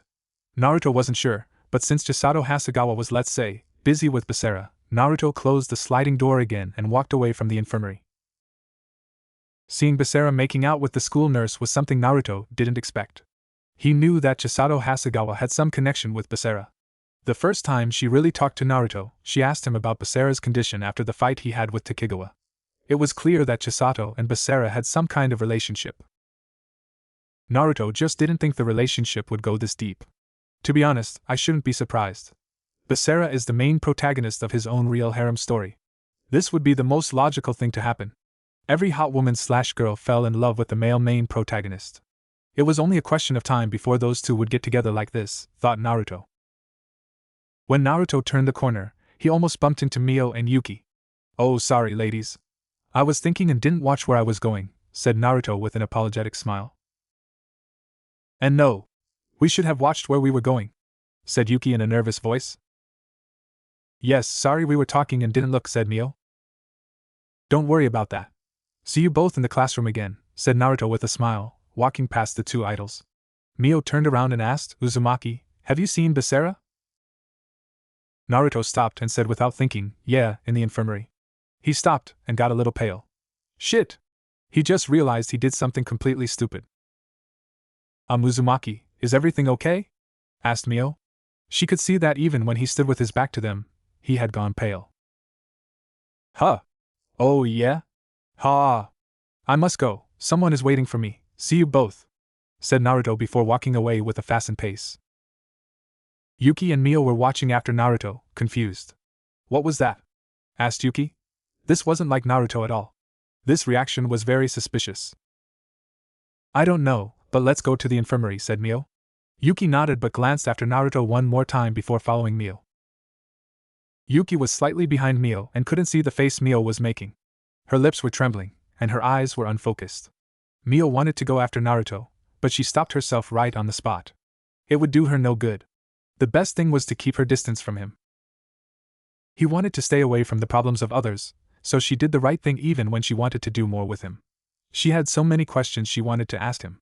Why were his eyes so full of pain and darkness when she talked with him back then? She shook her head.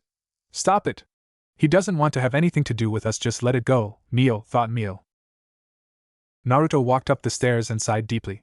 I hope Tojo and Ms. Hasegawa are done with their makeout session before the two girls arrive there. This would be for the best, thought Naruto. He opened the door to the roof and walked outside. He lay down and clapped his hands behind his head, closing his eyes. He enjoyed the warm sensation on his face like usual for the rest of the break without anyone coming to the roof. So far today was a pretty good day when it came to school. The event with Basara and Chisato was surprising, but besides that, everything was almost like before the entire bullshit started. He smiled, thinking today could really be a good day. When I remember correctly, then tomorrow is the full moon. Maybe I will stay awake a little longer and look at the full moon tomorrow, thought Naruto. When the break was over, he walked back inside and went to his classroom. He sat down on his seat and watched the outside, waiting for Mr. Sakazaki and the other students to return to the classroom. He looked slightly at the sliding door when Basara walked inside with Mio and Yuki. Well shit. I fucked up, thought Naruto. It was clear that Mio and Yuki saw something she shouldn't have. Mio was red in the face and not from embarrassment. It was clear that she was mad at Basara when Naruto heard the way he tried to speak with her. She ignored him completely. Yuki had a stoic expression, but when someone looked at her right hand, someone would see that she wasn't in a good mood. Her right hand was formed into a fist, and her formed fist trembled. Naruto looked outside, hoping the power of the main protagonist would help Basara fix this situation even when Naruto triggered it. Normally, those two would have never looked in the infirmary for Basara. Because Naruto told them Basara was there, they went there and discovered the relationship between Basara and Chisato. At least, that was what Naruto was thinking. By some miracle, both could also be mad at him because of something else. When Yuki sat down before Naruto, she looked at him. Naruto was watching some birds fly over the school. Before he could see it, she turned around and looked forward because the teacher came in. Naruto also looked forward and concentrated on the next lesson. The tension in the classroom was a little high, but it was generally peaceful until the next break. When the next break started, Naruto walked outside and was on his way to the infirmary. He promised Ms. Hasegawa he would visit her if he needed advice or help. Even if he was happy that the school day went smoothly until now, he still had questions and doubts, and he needed help. When he was before the door of the infirmary for the second time that day, he could hear Chisato Hasegawa's voice. "Come in." Naruto opened the sliding door and walked inside, closing the sliding door. He bowed slightly. "Hello, Ms. Hasegawa. I am sorry for interrupting, but I wanted to talk to you," said Naruto. "Why don't you sit down, Uzumaki?" asked Chisato. Naruto did as he was told and sat down next to Chisato. "Before anything else, I wanted to apologize. I saw you and Tojo and told the girls, besides my knowledge, what you two were doing here that Tojo was here. I hope I didn't cause any trouble for you, Ms. Hasegawa." "Everything is alright. Nanaka and Naruz are a little mad because of something else. Don't worry," said Chisato. Naruto sighed in relief. "I am glad. I don't want to interfere with Tojo's story," said Naruto, looking toward the beds in the infirmary. Chisato remained silent and looked at Naruto closely. Her eyes were fixated on his upper body or, more specifically, his stomach. "It seems like you got something you once lost," said Chisato. Naruto chuckled and looked at this higher being who looked like a goddess in human form. "Yes. I knew you would know what was going on with me without me even telling you about it," said Naruto. He raised his blazer and shirt, revealing the seal on his stomach. "This is a seal that once held a powerful beast at bay. I was its container and was used to make sure it wouldn't escape its prison and go on a rampage," said Naruto. Naruto looked down and frowned slightly. He looked up into Chisato's green eyes. "I don't know what I should do about this entire situation," said Naruto while he let loose of his blazer and shirt, hiding his seal again. "It feels like some kind of beast or power is inside me again, but I am not sure if it's alive or not. I don't even know if I want to know what is going on with me." Chisato remained silent and listened to Naruto's struggle. "This power or beast or whatever it is triggers a lot of negative memories and emotions. Every time I feel this power, my entire body gets filled with bottomless hatred and rage. I always kept myself together, but I feared I could waver once and get consumed completely. I don't want to lose myself, and I don't want to remember my past life. I am not sure why I tell you this right now, but I feel like you always know what is going on with me. I think you also know that I am not originally from this world. I promised I would come back if I needed help, and now I need help. I just don't know what to do with this situation," said Naruto, supporting his head with his hands. Now he did it. He told someone from this world that he was from another world. He never thought he would do it, but somehow he felt like a weight got lifted off his body. He had wide eyes when he felt two arms closing around his head. He was momentarily looking at the ground. The next thing he knew was that his head was pressed into the chest of Chisato Hasegawa. "I am glad you came to me, Uzumaki," said Chisato while she stroked Naruto's spiky blonde hair. "You are right. I know of your life from the elemental nations and also from the way the villagers were treating you." Naruto chuckled a little, having already thought so. He was being penetrated by a warm feeling that flowed from Chisato's body into Naruto's. It was a comforting feeling he didn't remember. He felt many different kinds of warm feelings, but the feeling Naruto felt right now was something completely different. "Do you know what next step you need to take?" asked Chisato while she continued stroking Naruto's hair. Naruto remained silent and thought about this. "Yeah. I need to train to become stronger. If I want to hold on to my peaceful life in this school and world, I need to be strong enough to deal with everything that may come," said Naruto. "Something else?" asked Chisato. "I need to confront the power. Running away from it didn't make my situation better," said Naruto. Chisato smiled and said, "Good. 2 of 3 steps are clear before your mind." Naruto was confused and sat up straight, leaving her warm embrace. "There is a 3rd step?" asked Naruto. "You need to discover the truth about the woman you saw in your dream," said Chisato. Naruto's eyes widened. He completely forgot about this woman for a second. "You never met this woman, but she clearly knows who you are. But did you ever question yourself about whether you are actually the person she wants to find or just one version of the person she wants to find?" "Wait a second. Do you mean the woman I dreamed about actually wants to find another version of myself? Like a version of myself from another dimension?" asked Naruto. "Think about it, and you will see the answer clearly before your mind," said Chisato. Naruto remained silent and closed his eyes. He was sure that he had never seen this woman before and already had something like that in mind, but it was too easy for him. Like this solution must be false since this logical result in Naruto's mind was too simple for what he went through in the last days. He opened his eyes and said, "This is the only solution I can think about." "So what do you want to do now?" asked Chisato. "Enjoying the rest of the school day," said Naruto with a smile. His smile was a little brighter than before after he talked with Chisato. Even when he found the relationship between her and Basara strange, He was still thankful to her, and happy he talked with her. He felt better again even when she didn't do much, even when her hug and warm embrace weren't something a school nurse would do, especially not after what the school nurse did with another student just 2 hours ago. He was grateful to the woman who always helped him so far and had the right advice. Then enjoy the rest of the break. Come and visit me again in the next few days, said Chisato. I would like to hear how you are doing. Naruto nodded and said, I promise. I will visit you again in the next few days. The rest of the school day was very uneventful. Basara, Mio, Yuki, and Takigawa seemed to hold their distance toward him. When the last bell rang, Naruto stood up and grabbed his school bag. He held him over his shoulder and wanted to walk out of class to begin his training. His Kage Bunshin, shadow clones, were still training to this second.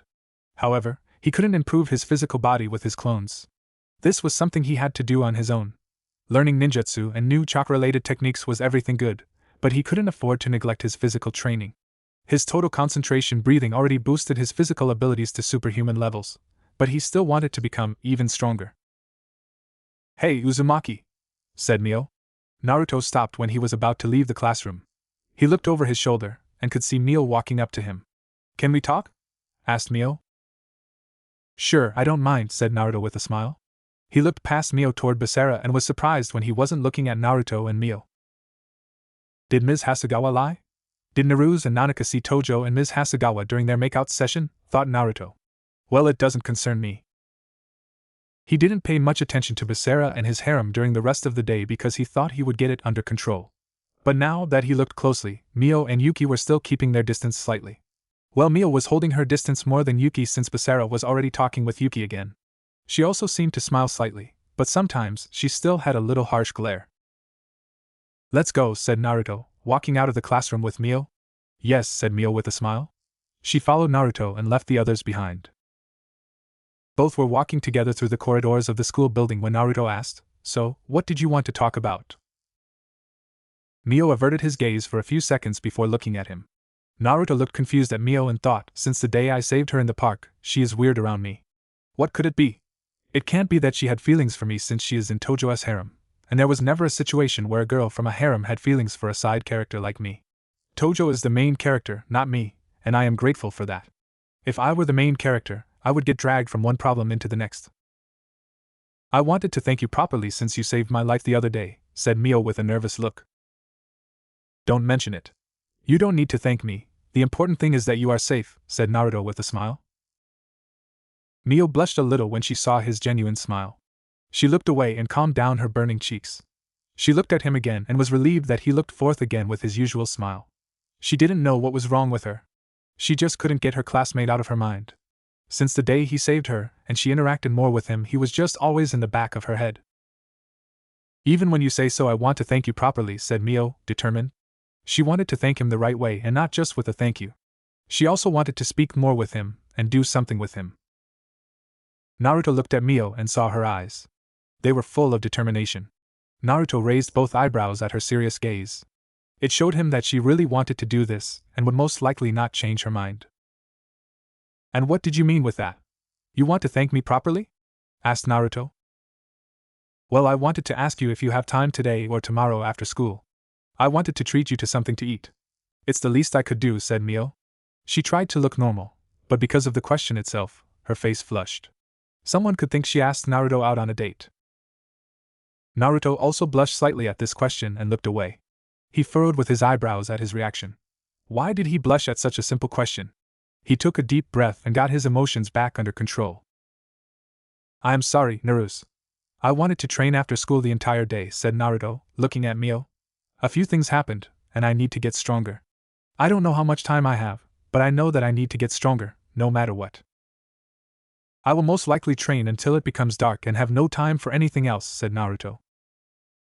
Mio's smile remained, but Naruto could see her hopeful eyes become dull for a second.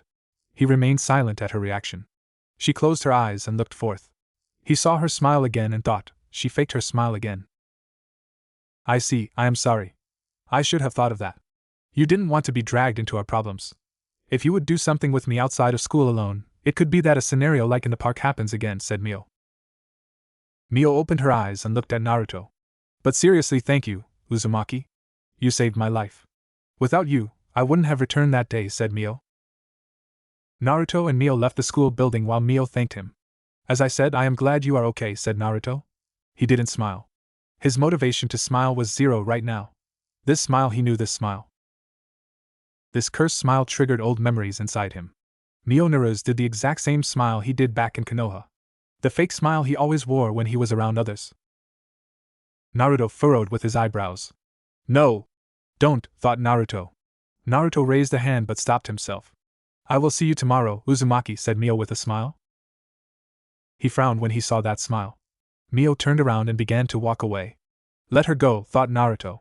He simply stood in the schoolyard, looking at the back of Mio Naruto. He felt a sudden tightness in his chest. Naruto bit his tongue in annoyance. Come on. Just walk home, thought Naruto. He remained stationary and didn't move a single muscle. Every step Mio Naruto took away from Naruto was in slow motion for Naruto. His senses were in overdrive, like back in Konoha. A feeling he hadn't had in a long time was piercing his entire body.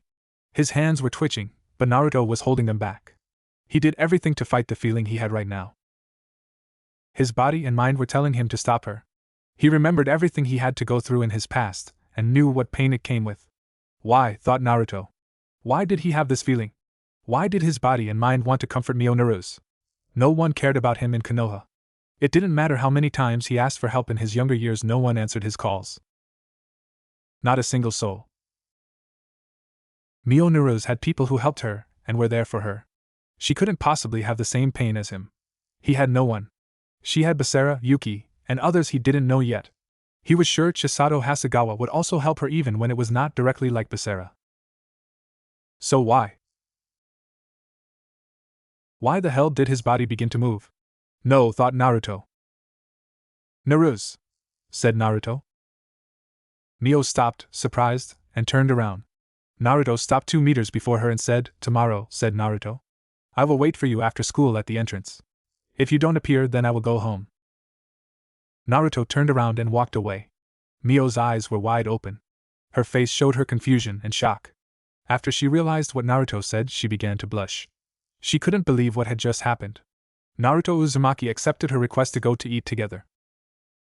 But she couldn't help but smile. Her heart was beating against her chest, but she didn't care. She looked after Naruto. He was yet again walking away from her, but this time, it's different. She knew she would meet him again for sure. Stupid, thought Naruto 2 minutes later. He couldn't believe he really did that. Why did he agree to her request? He wanted to stay on the sidelines. He basically screamed for attention if he went eating alone with a girl who was in a harem. Naruto also thought that Mio Naruto would be the main girl in Basara's harem since she was the first one to really stand out. She was the first whom Basara protected. Yuki was second as far as he knew. Chisato was also in the mix now. If Basara had outside of those 3 other women in his harem, it wasn't important.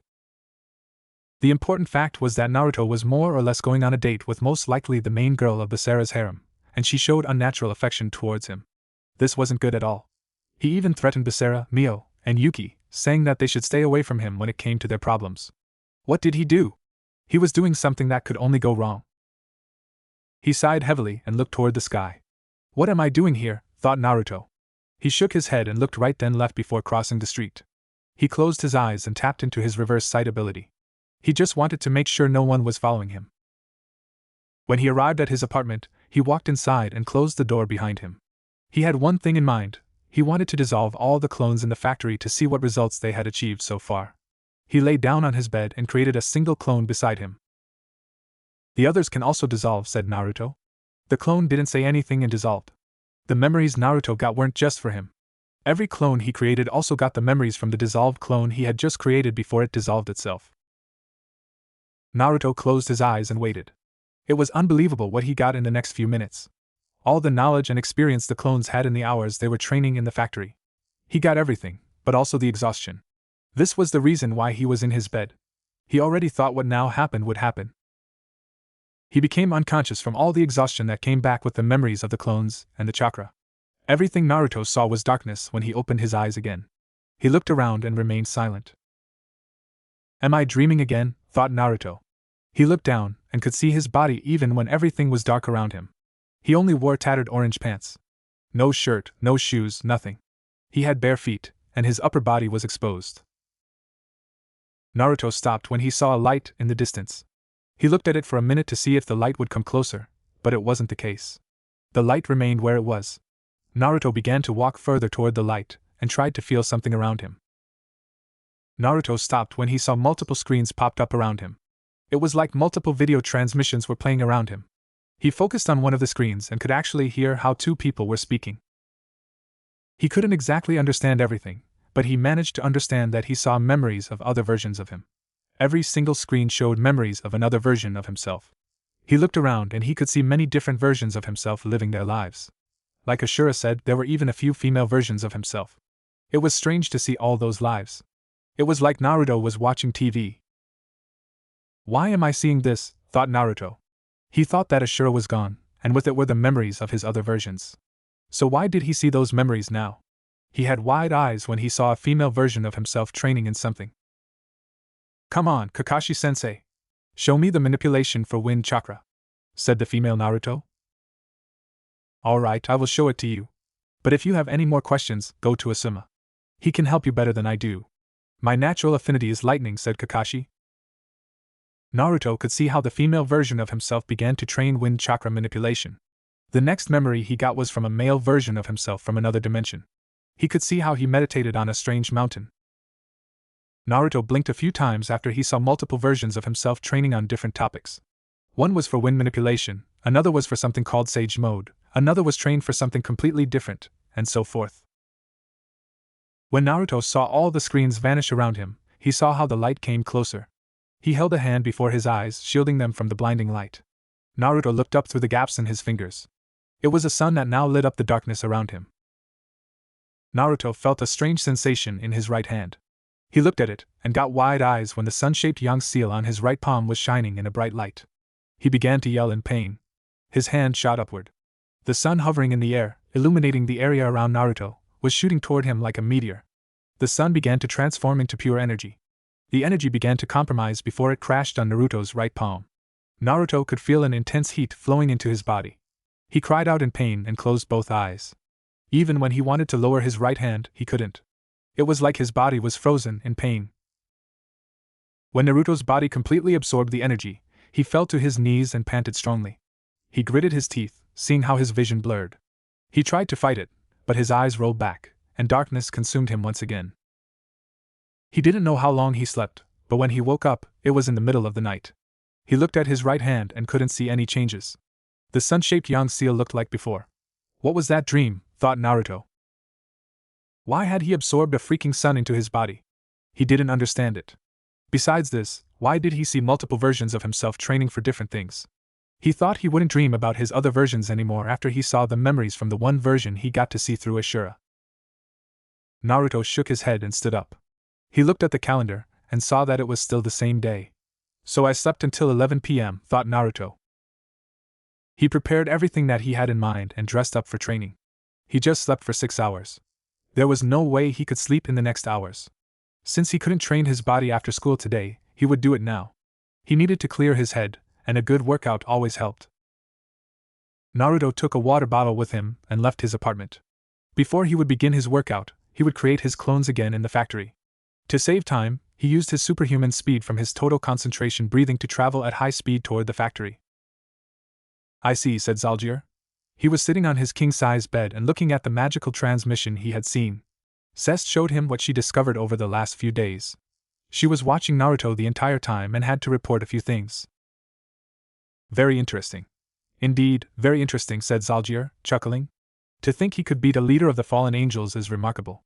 It seems like he also has healing abilities that don't have anything to do with the sword of the Thunder God. Yes, my lord. The moment Mio-Naru's got caught by Naruto Uzumaki, all her injuries from the fight against Kokubile healed instantly, said Zest. Basara Tojo wasn't at the school that day. Naruto Uzumaki and Mio-Naru's came closer during the day. I can't explain why, but Mio-Naru's seems to be searching for proximity to Naruto Uzumaki. Even when Naruto Uzumaki tried to stay away from her, she always came to him that day. Zalgier held his free hand toward his chin. It seems like Naruto Uzumaki has left an impression on the daughter of the former King Wilbert. Yes, my lord. It is clear Mio-Naru's has a high interest in Naruto Uzumaki. It's not clear yet how high the interest is, but it can be said that her relationship with Basara Tojo isn't the same as before, said Zest. Zalgier drank some wine before looking at the magical transmission. He saw where Naruto and Mio talked after the fight with Kokubile. Zalgier saw something for a brief second. He raised an eyebrow when he saw it again. Look at that, this is even more interesting than I thought, said Zalgier. He chuckled and drank some more wine. It seems like Naruto Uzumaki has indeed a very strong bond with Mio Naruse. But for it to work, we will have to help a little. He looked at how Naruto Uzumaki vanished from the fight and left Mio Naruse behind. What Naruto didn't see at that moment was something about Mio Naruse. On Mio Naruse's neck began to glow a weird collar-like symbol with a heart in the middle. This was the symbol when a curse would be activated, but somehow, it wasn't. Mio Naruse was completely fine and wasn't affected by the curse of the master-servant contract she had with Basara Tojo. It seems like Naruto Uzumaki has somehow managed to negate the effect of the master-servant contract she has with Basara Tojo. Very interesting, said Zalgier. It could have something to do with the sun-shaped symbol on his right palm, my lord, said Zest. Zalgier nodded and said yes. This could be, but we will have to wait and see.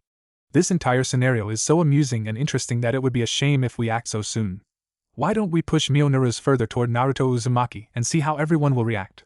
Zalgier raised his wine glass, and his eyes shone lightly pink. Let's see how you will deal with the unknown territory of pleasure, Naruto Uzumaki, said Zalgier. Zest bowed and vanished in a teleportation circle, already having understood the meaning of the words of her master. She would have to give Maria Naruse a new order. Since tomorrow was a full moon, this would be the perfect chance to act. It was time for Mio Naruse to have another master. Naruto panted when he stopped to drink something. He was a little outside of Tokyo and looked up toward the stars. He smiled when he felt the cold breeze blow against his body. It felt refreshing and made him feel alive. All the things that happened weren't on his mind right now. He simply enjoyed the moment and let his mind rest. He concentrated on his workout and the beauty this world had to offer, nature, the stars in the sky, and other natural beauties. He placed the water bottle on his right side again before continuing to run. He still needed to run 30 kilometers before he would finish. He stopped after a few minutes and looked around. He knew someone was watching him. Come out, said Naruto. Nothing happened at first before he could hear steps. Naruto was on a street with a forest on the right side and a river on the other. He looked toward the shadows of the trees and waited. The steps came closer before Naruto could see two legs appear from the shadows of the forest. But the person didn't walk further into the light. The only things that could be seen were her legs, wooden sandals, and the lower end of a black kimono. Hello, Naruto Uzumaki, said a female voice.